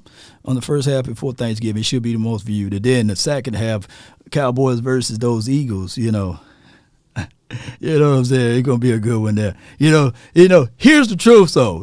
Eagles fans that's watching right now, they want to be a part of the conversation. You know what I'm saying? But real talk, this is grown folk talk, baby. This is absolutely grown folks talk because we got 5 of them, you know what I'm saying? And we talking about our quest for the Cowboys versus Niners. We on the quest for 6, right? They on the quest for 2. So that's a 2 different situation there. You know what I'm saying? That's just the reality there, ladies and gentlemen. But at the end of the day, if I missed your super chat, I'll try to recall it a little later on today because time escaped me. But I'm going to say this. We're on 2 different scales. And the real scale is the Cowboys versus Niners. This is what a rivalry's supposed to look like, ladies and gentlemen. Ain't that right? Yes, indeed. It could be 28 years, but y'all, in 28 years, Alvin, y'all haven't caught up yet. That's the reality. See, this is a grown folks table. The Niners versus the Cowboys. Grown folks conversation. Y'all still in diapers. Y'all still in pull-ups, right? They still at the little table, y'all with the Crayolas. So we'll see y'all week 9. But it's time for mano y mano. The real deal Holyfield finna happen this weekend on Sunday Night Football. We make sure that nobody is playing when we play. So this is going to be some grown man football, some grown man rivalry, some real rivalry stuff coming on right now, right? And everybody that's watching and listening right here, the Eagles will be watching us, right? The Giants will be watching us. They'll be watching two titans basically playing each other. They'll be watching two gods of the doggone NFL fighting each other. And I'm talking about those who got 5 rings, real rings, not the 1 and 3 doggone Eagles, right? Not the 4-time champ Giants. Oh, not the 3-time champs Washington. They're going to be watching two grown folks fighting, right? That's what it is. And lo and behold, blood will be shed, teeth will be missing, jawbone broken off. Yes, wigs gonna be split, and it's gonna be some real football. Yes, better be taking some notes because daddy's finna come home now. Yes, indeed. Yes, indeed. So that's what it's gonna be. 2 powerhouse footballs. And at the end of the day, and at the end of the hour, at the end of the night, the Dallas Cowboys going to karate-size that you-know-what. Yes, indeed. And you talking about tenderizations. Yes, we're going to do that to the Niners land. They've been talking out of place. They've been talking bad about us. They've been spitting upon us. You ain't going to have Alex Camp to sully this. You're not going to have the aficionados to be in the way. You won't have a coordinator dolling up plays with Crayolas. Yes, indeed. You finna see some real deal Holyfield, some real thrilling and Miller and all of that stuff. It's gonna go down like 4,000 pounds. Everybody, mama, uncle, cousin gonna be watching tonight on that Sunday. The Cowboys versus the 49ers. The return of the scene of the crime. Yeah, the tape is still out there. I seen y'all say that. The tape is still there. But yes, the rigor mortis might have settled in, but we're going to come up and rise up like zombie land over here. Yes, indeed. Yes, indeed. Come on, baby. I Am Legend ain't got nothing on this. The San Francisco, they may be playing in the Bay Area, but now we going to be making sure they play at Pelican Bay. Shoot program, baby. We coming, baby. And we ain't folding up like a wallet nor a lawn chair. Parsons, hey, he smelled blood in the water. Yes, indeed. They think it's going to be Bland over there, but Bland going to take it to the house and mix it in with 6 of them, baby. Pick 6 time, baby. That's what we going to do. Enjoy this victory. Enjoy this victory Monday, Cowboy Nation.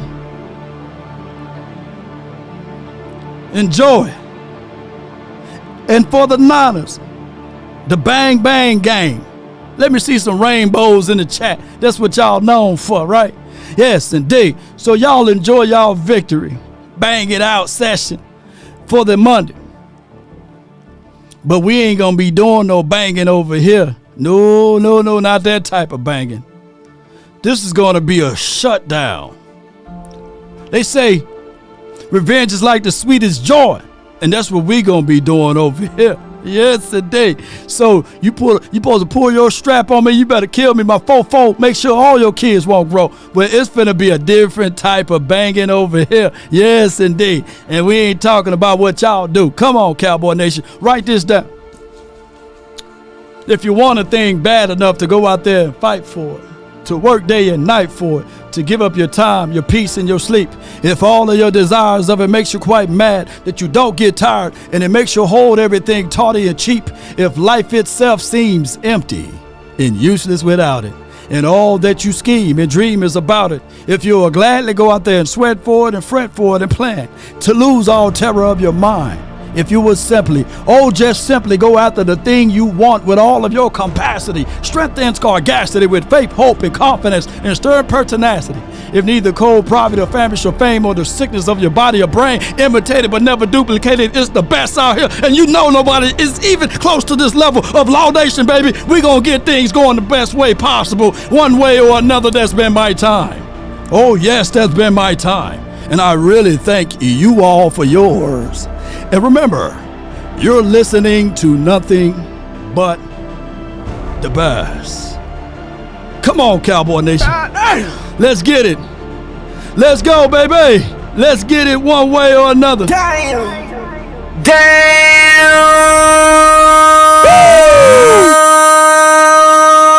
Whoa! Give me my theme music. Come on. Hey, come on. All right, let's go.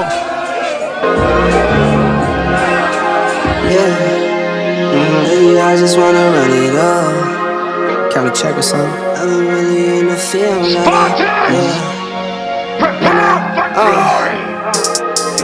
I've been really in the field lately. Rush, I love the field lately. I just wanna run it up. Don't need no deals, I make the deal. Have to take it to a meal lately. I just wanna run it up. Hey, ho. Kinda check a song. Lately, I just wanna run it up. Come on, baby. Count that too, count it up, count it up, count it up, count it up. Lately, I just wanna run it up. Need them ones, I need them fives, need them tens, I need that change. To the safe, got blues inside. Greens and pinks, it's all the same. I still sit and roll my change. Take some losses when Come I on. play. Charge it to the game. Riggs, they spying over here. They looking at the nation. They trying to write notes. Their content creators trying to imitate, but they can't duplicate this over here. They still looking up over here. They wish they had a Law Nation over there. They wish they had somebody with this type of thunder. They wish that they had this type of heat. Let's go. Come on. If you think anybody close to us, come on, baby. Call it too legit. I've been really in the field, rush, I love the field lately. Come on. Where my dogs at, baby? Don't need no deals, I make the deal. I have to take it to a meal lately. Just in case, baby. Hey. Ho. Kinda check the song. Lately, I just wanna run it up. He answered. I talked stuff. I thought we had it. But it goes to show you who's a better team. And I'm sticking Cowboys. You're crying. I'm hurt. I love my Eagles. Take notes. You gonna clap the hat one more time for the Eagles for the hard fight they did? Just one more time for you, boy. You know what I'm saying? Let's go Birds, fly, Eagles fly. Still Super Bowl champions. Let's go Birds.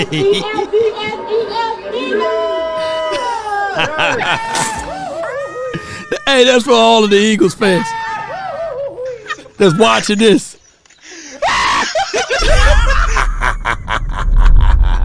Let's get on up out of here. One love. Appreciate y'all. Let's go. Hey, I can't make this stuff up, man. Let's get on up out of here. Come on, y'all. Y'all know y'all love this. Come on, man. Y'all know y'all love it. That's why y'all can't leave. That's what I'm saying.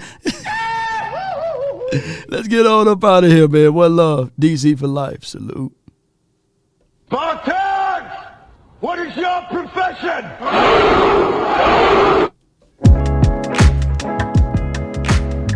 Until next time, if I offended anyone, charge it to my head, not my heart. Hey, bro, come on now, dog. Come on, man. Salute to the dyslexia community. Salute to the Pride, the 49ers Pride crew. No offense to y'all. Shout out to y'all. Keep banging. Keep banging. Come on.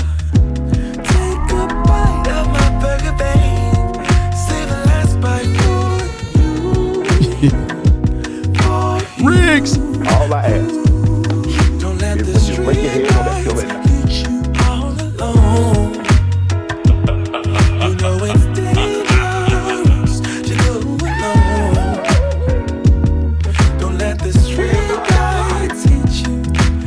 I be your Play it too. I'll follow. Wherever you go, whatever you do, play it too.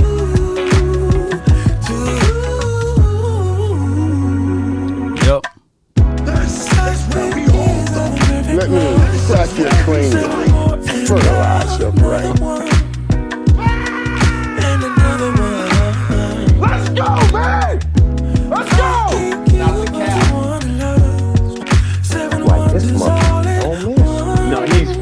mother don't miss, man. In the heat of battle. Don't let the street 40 ounce, baby. Until next time.